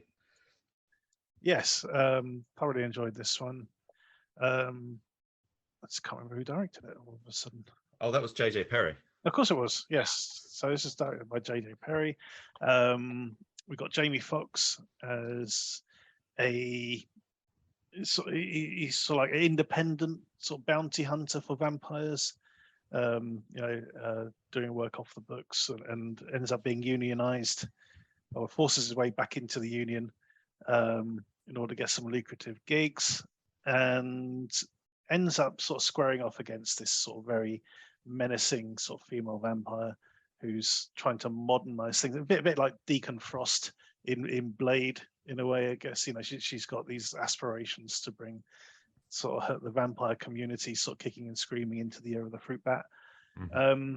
And of course, in the middle of the film, we've got this awesome action sequence with Scott Adkins as one of these two brothers who come in and just lay waste to this house. It's absolutely superb. A thoroughly enjoyable film. And Rich, your number, what number are we on? 8. Yeah. My number 8 is Dear Elizabeth, originally known as Eat Wheaties, which I was thoroughly charmed by. I just thought it was a really nice, breezy, watchable, relatable kind of comedy. You get a lot of unfortunately in DTV they dump is where a lot of bad comedies basically get dumped or made for videos. People just not talented with joke writing and stuff. So but in this case I just thought it really worked well. I loved all the characters. It's just a sweet movie. Yeah, I agree. It's one of those ones I wasn't sure about at the beginning, but the character does grow on you, and as you watch it, and you got able support from Alan Tudyk as his friend, as kind of friend, in there as well, and of course the eponymous sort of Elizabeth Banks. Is she going to turn up or not? It's it is a very sweet film, as you say.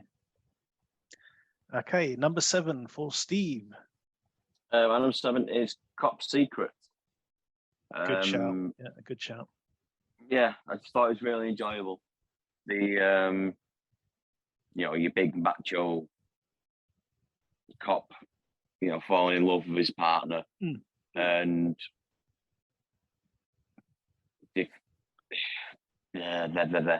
stopping like a terrorist attack at the Iceland World Cup game or something like that. That's it.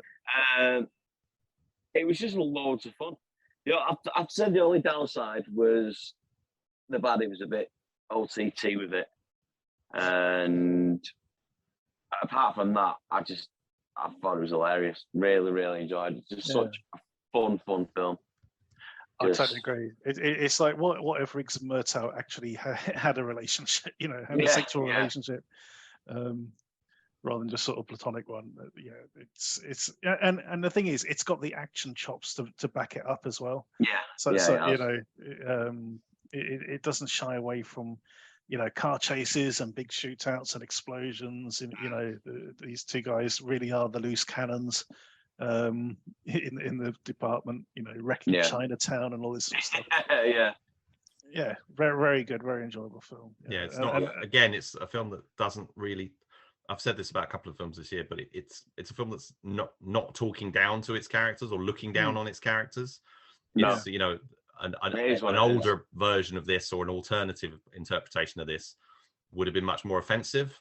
And I think Bad Boys 2 is a perfect example where the sort of homophobic sort of attitude of the characters in that one would be a perfect example. of that going the wrong way. And I like the fact that his girlfriend was actually, she knew, it's like, yeah, of course you're gay, kind of thing, but he's the last one to realize, which I thought was nice as well. Yeah, it is. You're absolutely right. It's a really cool little film. My number 7 is Spirit Walker. Oh, this is the Korean film. Yeah, so I one didn't of the, see this one. No, it's one of a couple of Korean films on my list. Yeah, this was really good. Really, clever film about a guy who keeps his persona keeps switching bodies every 12 hours, and he doesn't know why. And it's a typical Korean film in that it is very light on exposition. You're finding out details as he's finding out details, kind of thing. And eventually sort of you pick up what's actually happening to him and why. And it's a really well done, some really good stunt work and shootouts and things going on. Yeah, just really classy film. Right, sorry guys, I dropped out then. That's fine. Who was it? Who was it? What we were talking? Spirit Walker. Right. I would That's say my Punt. That's my number 6. So. Okay. But yeah, I completely missed whatever you said. So yeah. Anyway, loved it. Okay. Thought it was great. Brilliant. Okay. And Rich, what is your number 7? Well, I'm expecting a punt here, so let's see. Ultrasound. Punt. Yeah, see, I knew it. Okay. So Steve, your number 6 is Spirit Walker, which we just talked about. Yep. Unfortunately. Yeah, it was absolutely solid.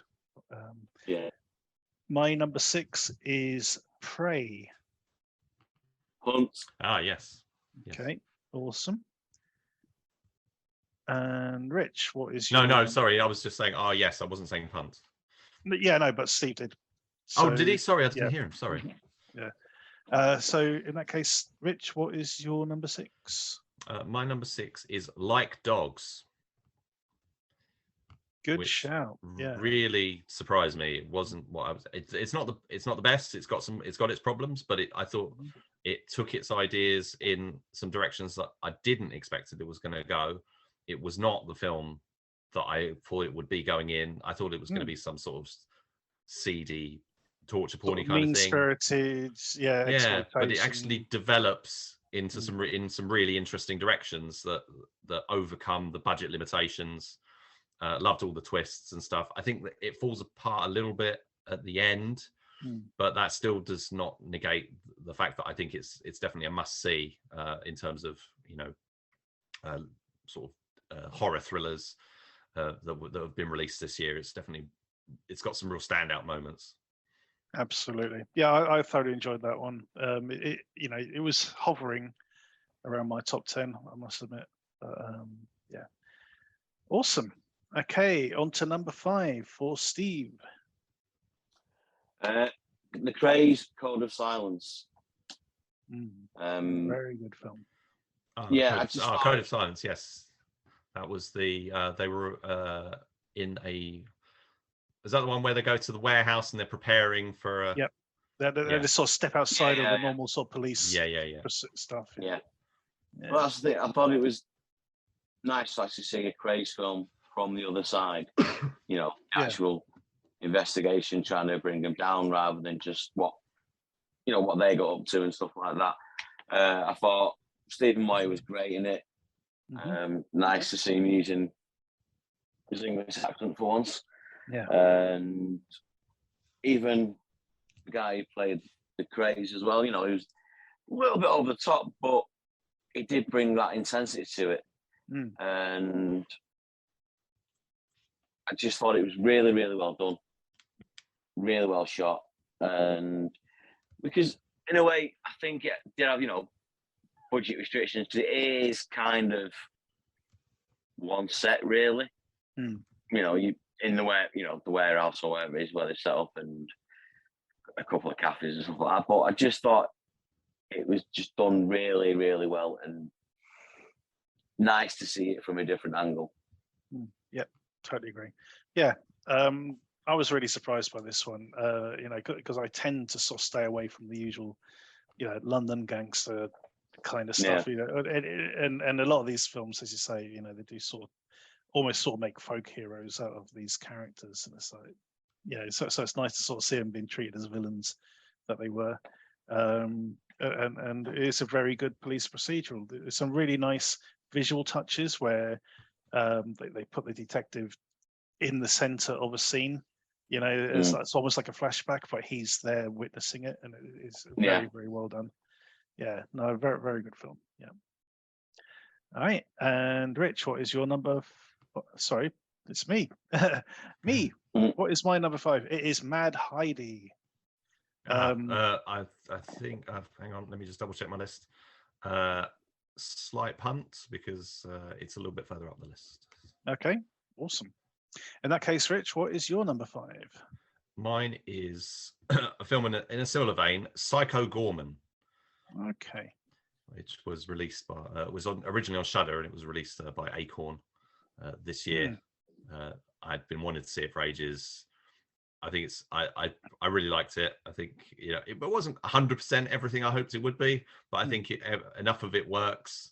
There's some really good gags in there. There's a lot of creativity and imagination in the production from writer director Steve Kostansky, who is probably most well known. Well, the film he's most well known for, I think, is The Void. Right. This is, which I haven't seen yet actually, but this is kind of a very different kettle of fish, I believe. It is very different. It's got quite an unlikable protagonist. The little girl is just she's just really she's really mean, not very nasty. I was just thinking about it, and her and her brother, it's almost like Wednesday and Pugsley from the Addams Family. It's a good call, actually. Yeah, she's probably like a very close to kind of a Wednesday Addams sort of character in terms of her callousness. Callousness. But I think Wednesday's got that sort of well, at least in the sort of in the latest iteration, she's like what do you call it? Stoic. It's very sort of quiet and here she's very exuberant and sort of wild and stuff. And I think there's enough that's there's enough that's really fun about this that it's one that I can see myself going back to. I want to see it again. I think I've seen it a couple of times now, and I'm looking forward to seeing it again. It's just got that rewatch value. Awesome. All right then. Moving on to number 4, Steve. What's your 4th best film of the year? It's one from a while back. It's Jacob's Wife. Awesome. Oh yes. I struggled to keep this on my list. Barbara Crampton and Larry Fessenden. Yeah. I just thought it was, again, really well done. It was nice to see a more mature protagonist, shall we say? Mm-hmm. Yep. And preacher's wife getting a bit bored and then hooks up with an old flame and gets bitten by a vampire.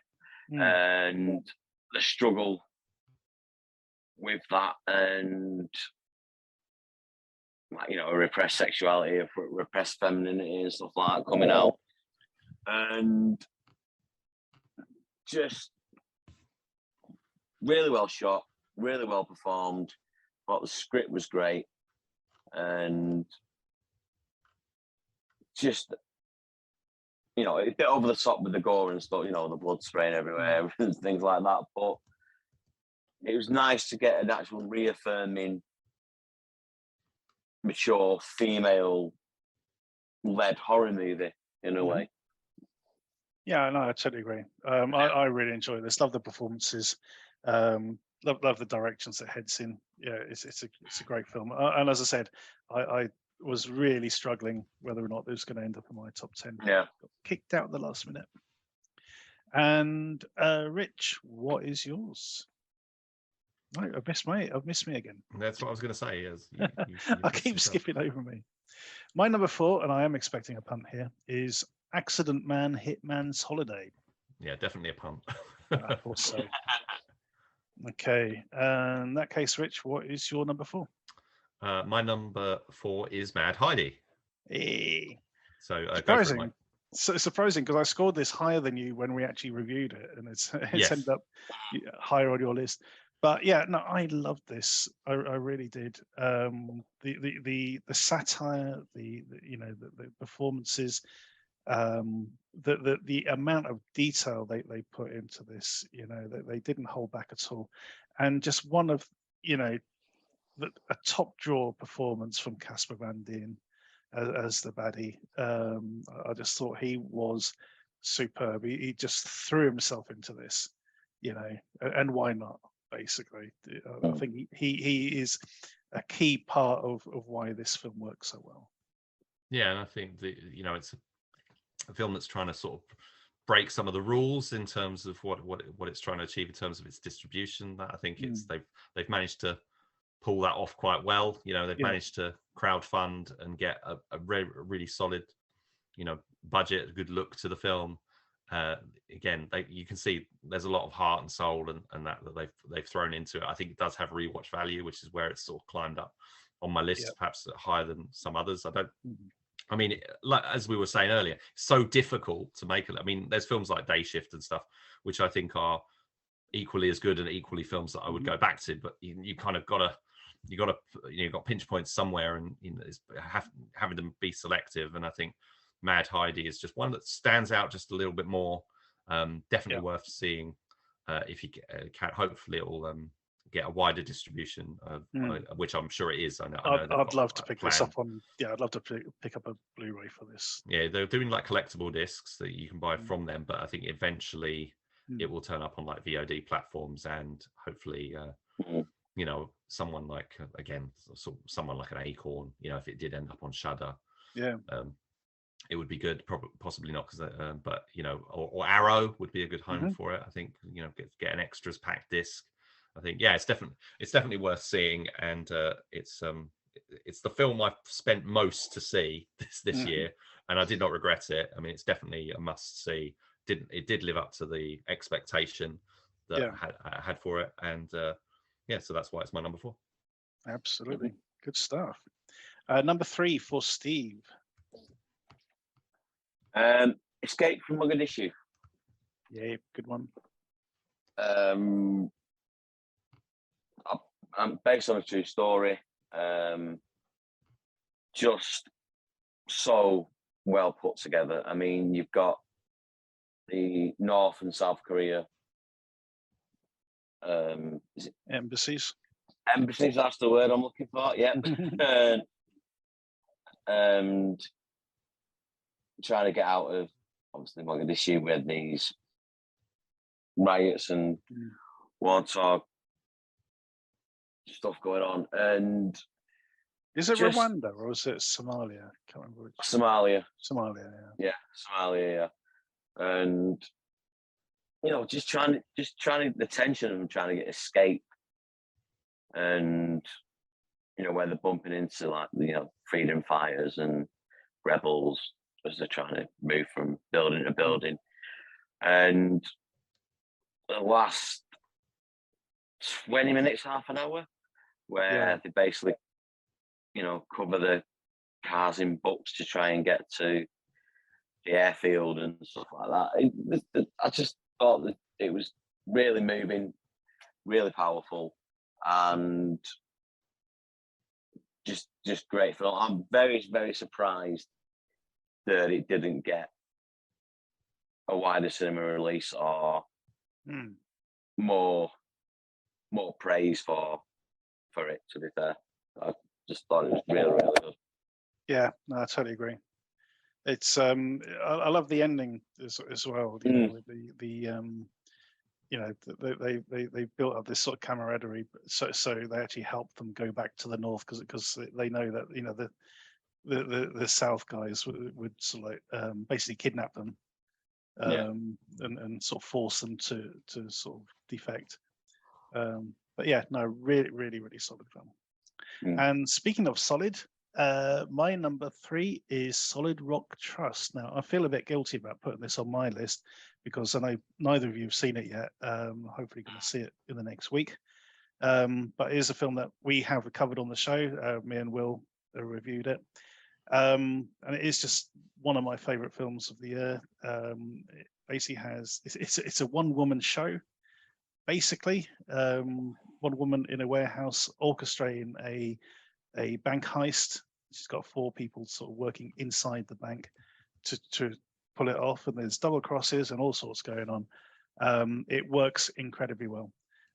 Directed by a guy called Rick Ives, who we're also going to have on the show some point soon. He's got a history of working for Marvel. He's done a lot of editing on their TV shows, and I think this is his first feature, and I think he's done an awesome job. So yeah, that is definitely very curious. You've definitely piqued my interest there. Yeah. And Rich, your number 3. My number 3 is King Knight.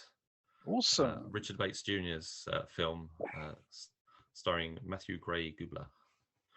I know this is one of Steve's favorites. Yeah. If we'd have done a top 10 worst, it'd have been in there. Put it that way. Yeah, it was very divisive. I remember when we recorded it. Yeah, it took me by surprise. It's like a lot like bit like Dogs earlier, really, but for different reasons. It's just, an Ultrasound as well, for that matter. Just a film that is not what you think it's necessarily going to be. You don't really quite know what you're getting in for, but you got maybe some ideas. I thought this was going to be. I thought I'd react to it a bit like Steve has, really, but for some reason I just really warmed to it, and a bit like Dear Elizabeth. It's just kind of this character-driven, indie comedy, basically, like quite low budget. I mean, I think Dear Elizabeth has a bit more budget. This one's a bit more on the indie side, and I just loved it. I just loved all the.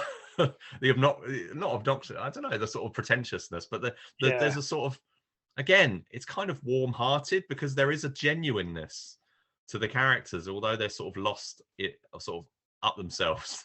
they're not bad people, and they're kind of quite genuine, really. And it's just, there's a little bit of cultural satire and stuff, but there is some mocking, but again, it doesn't really talk down to those characters. There is a gentle mocking, but it kind of respects them at the same time. It's just I've really, it's kind of a bit like I don't know. So you reminded me of Napoleon Dynamite, that kind of. Right. Okay. I was thinking, I haven't really seen much, but maybe like a Taika Waititi kind of vibe, a little bit. Maybe it's probably something that people might recognize in the sort of quirkiness that that we've seen in the.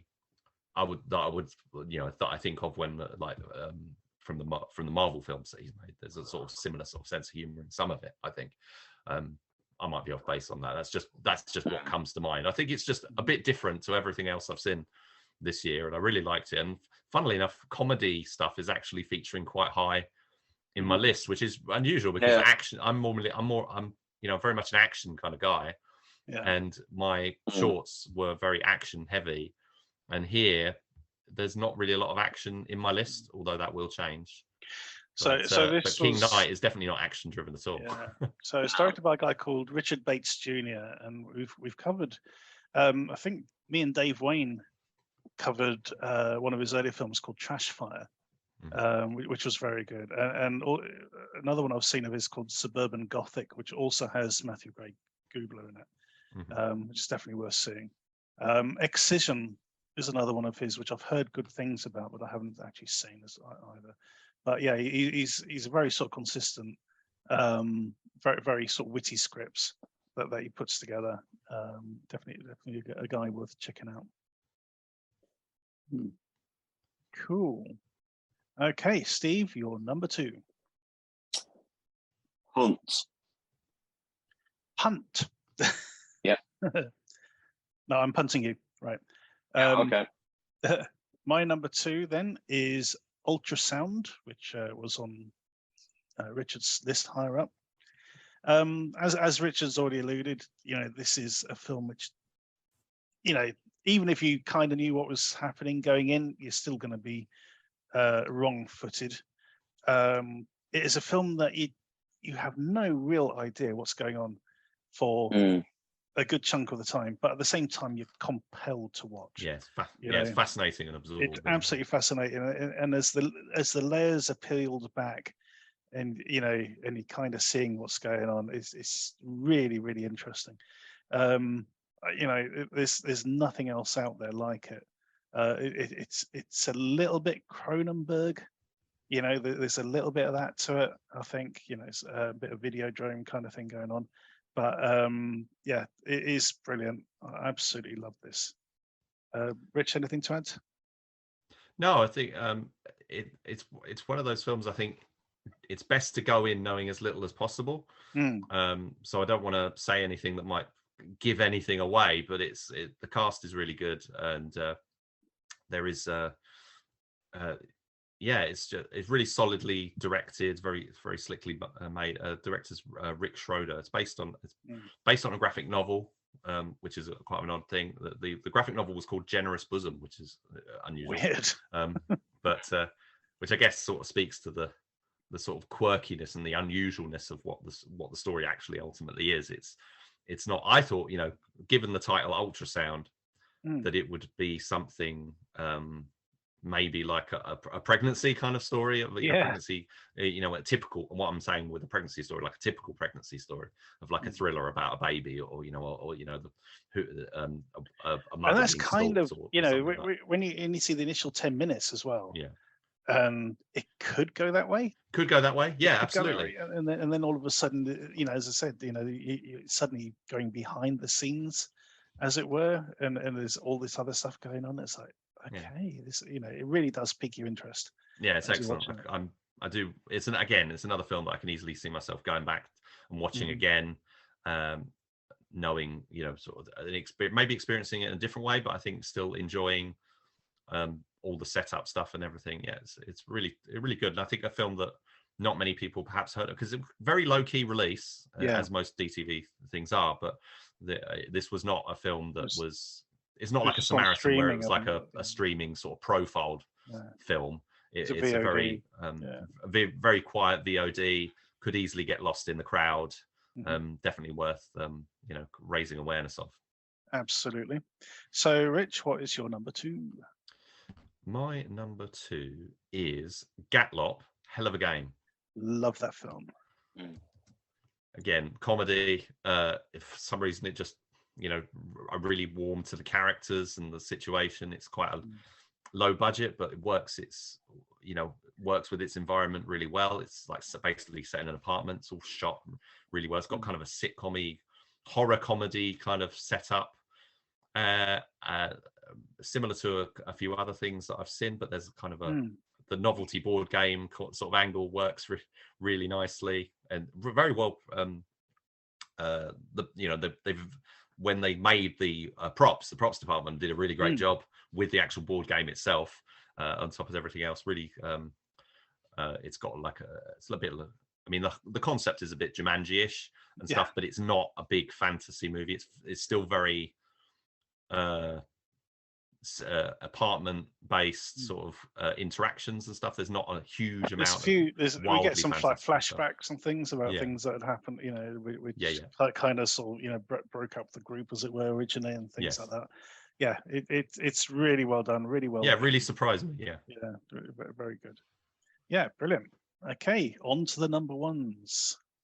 So, and again, well, I know what Rich's is, but Steve, what is your number 1? It is Prey. Awesome. The best Predator film since the first one. Just absolutely back to basics. Original, decent, great film. Great performance from what's she called now? Amber Mid-Thunder. And you actually believe that this tiny girl could take down a predator, with the way she is. And it was just so good. And that was the thing. It wasn't too embellished. It really was just stripped back to basics. The Predators landed, needs stopping, and that was it. And just little touches as well. I mean, like, obviously the technology wasn't as advanced because, you've got 200-300 years in between. And even a little touch with the pistol at the end. Yeah. Because it's the same one from Predator 2. That's right. Yeah. It's a nice little touch. Yeah, just little things like that. But I mean, I know he's not done that much, Dan Trachtenberg, but what he has done, I've enjoyed. Like 10 Cloverfield Lane, he's done quite a few episodes of The Boys and stuff as well. And I just think he's really talented. And I can't wait to see what they do next. I mean, me and Josh were talking about this after it came out. We're hoping that the next one is, set in like feudal Japan. That's great. Yeah. Something like that. I think it'd work really, really well. And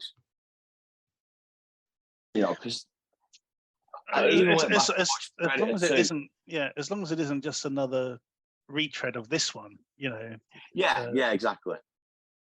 They need to think about it. Yeah. But I went back and watched Predator 2, which actually stood up. I enjoyed more than I thought I would, to be fair. It's not long since I've seen it. And The Predator was just shite. I saw that on a plane once, and I thought it was okay, but I think by that point my expectations were so low. And the bit right at the end was dumb as hell. I wish they'd just not had that. Apparently, originally they were going to have a. They wanted a cameo from Schwarzenegger right at the end, but it didn't work out. So they ended up with this weird, stupid, bloody CGI thing, which is rubbish. But never mind. But I totally agree with this. I absolutely love this film.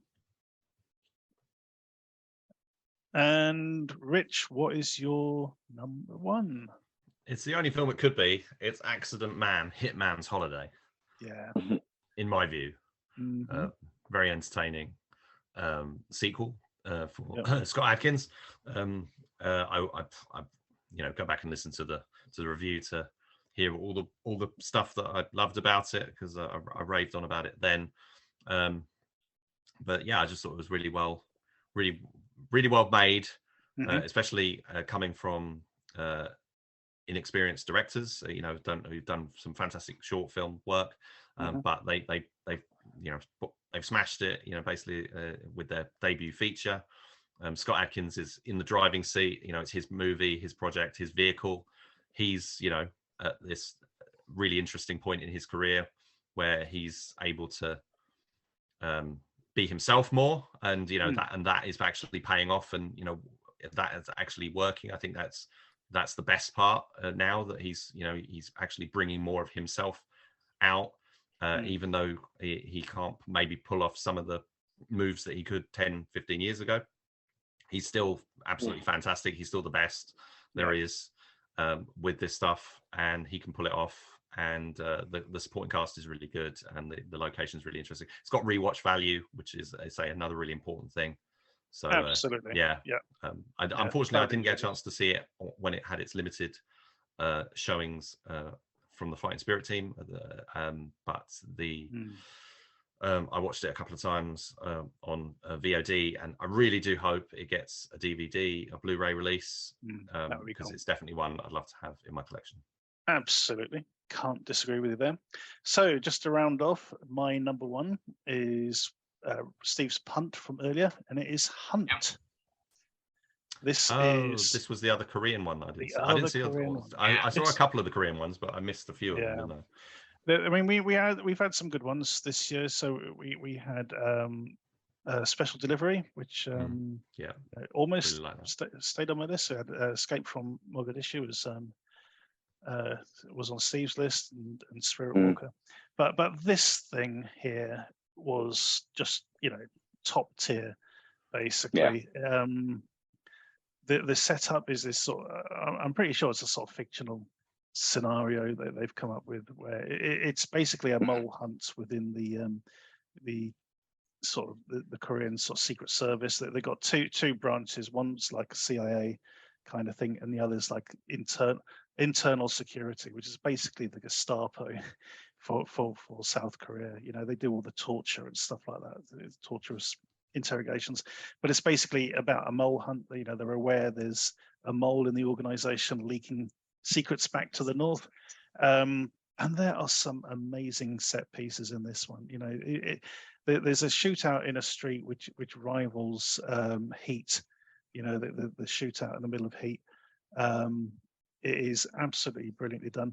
The way the music is used to amplify the action is absolutely superb. It could have done with ending a scene earlier.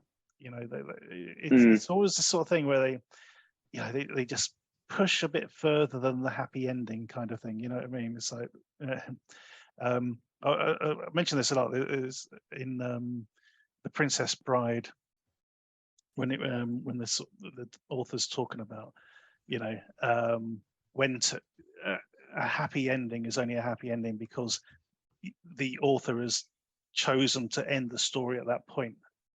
You know, it's like the hero manages to save the day, but you know, yeah, but he's mortally wounded and the bad guys are right behind him, kind of thing. You know, that's the next chapter, and you get a little bit of that here, unfortunately. But yeah, if they could have ended it just a scene earlier, it would have been the perfect, probably a 10 out of 10. But as it was, I think this was a 9. Yeah, one of the very few 9s we've given out. Steve, anything to add on this one? No. Apparently, it was. I can't pronounce his name. I'm going again. It was his directorial debut. That's right. Yeah, it was the guy from Squid Game, wasn't it? Guy from Squid Game, yeah. Lee Jun Ho, I think. But yeah, I just thought for a debut, looked and moved absolutely stunningly. Fantastically well done. And he's great in the film as well. Great performance. Yeah, like I said, I think the ending gets a little bit messy. You know, from both sides, you don't know who's covering. It could have just ended and it would have been really ambiguous, couldn't it? Yeah. But apart from that, yeah, stunning, absolutely great film. Really enjoyed it. It's one of the few films which knows how to place the cam, how to do shaky cam properly, sort of thing. You know, in that they're able to put the viewer in the middle of the action, but without being not lose it. Yeah, exactly. Yeah, absolutely superb. So that is our top 10. We shall put some stuff in the footnotes about this as well.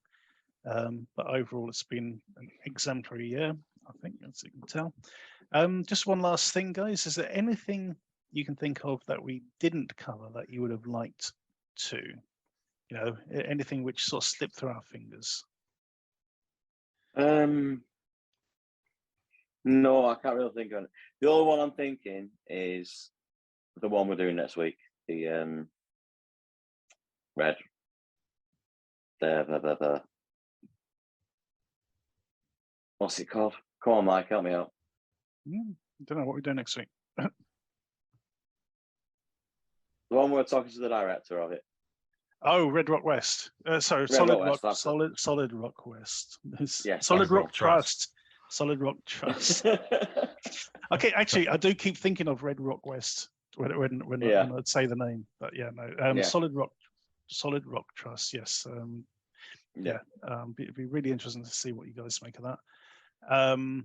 The only one for me is one which, well, it's two. One is the Burning Sea, which we were talking about before the show. But another one which has just popped up on Netflix recently, called The Big Four, which is directed by Timo Tjahjanto, who did The Night Comes for Us.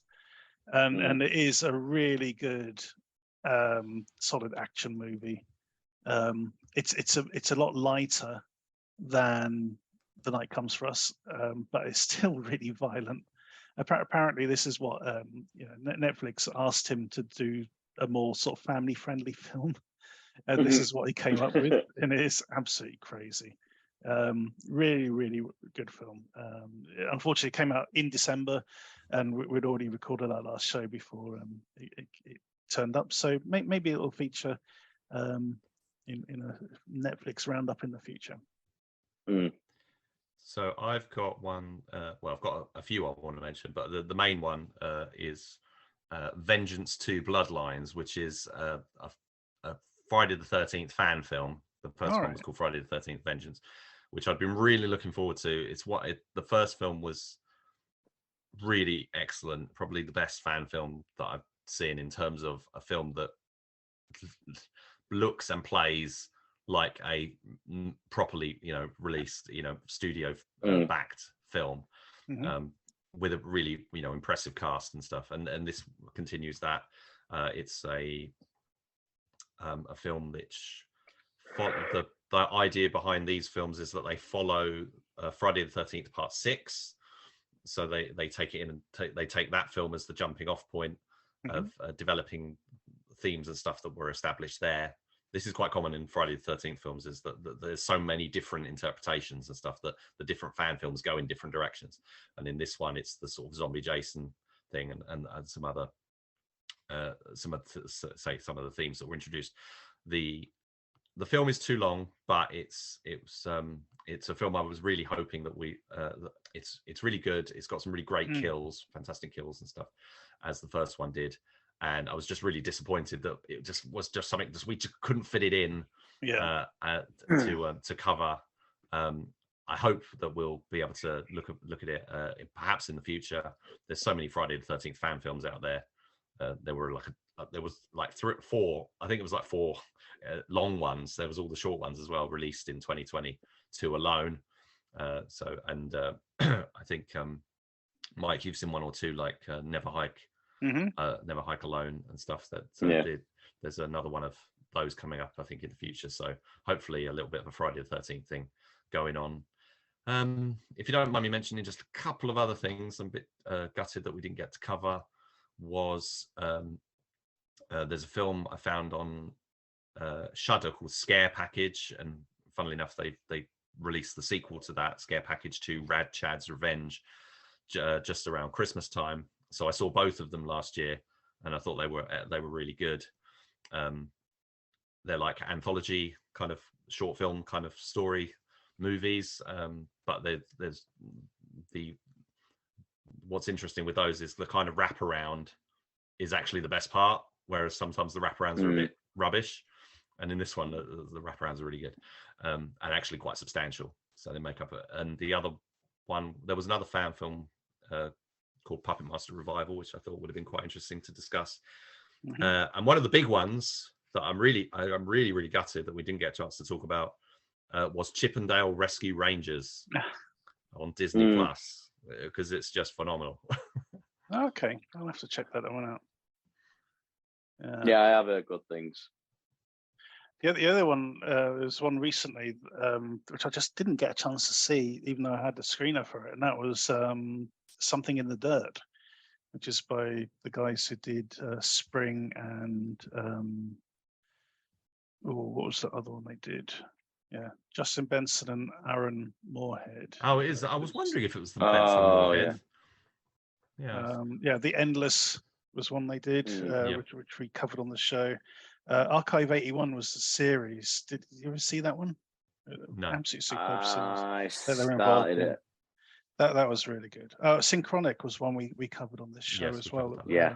That was pretty clever.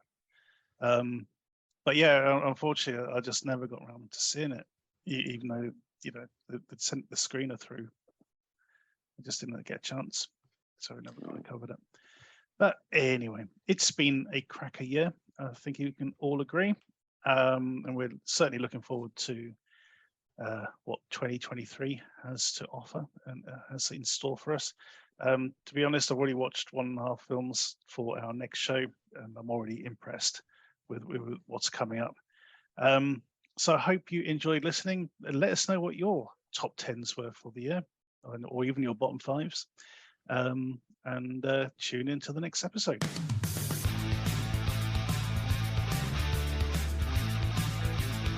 Thank you for listening to the DTV Digest. Let us know your thoughts in the comments and tune in again next time.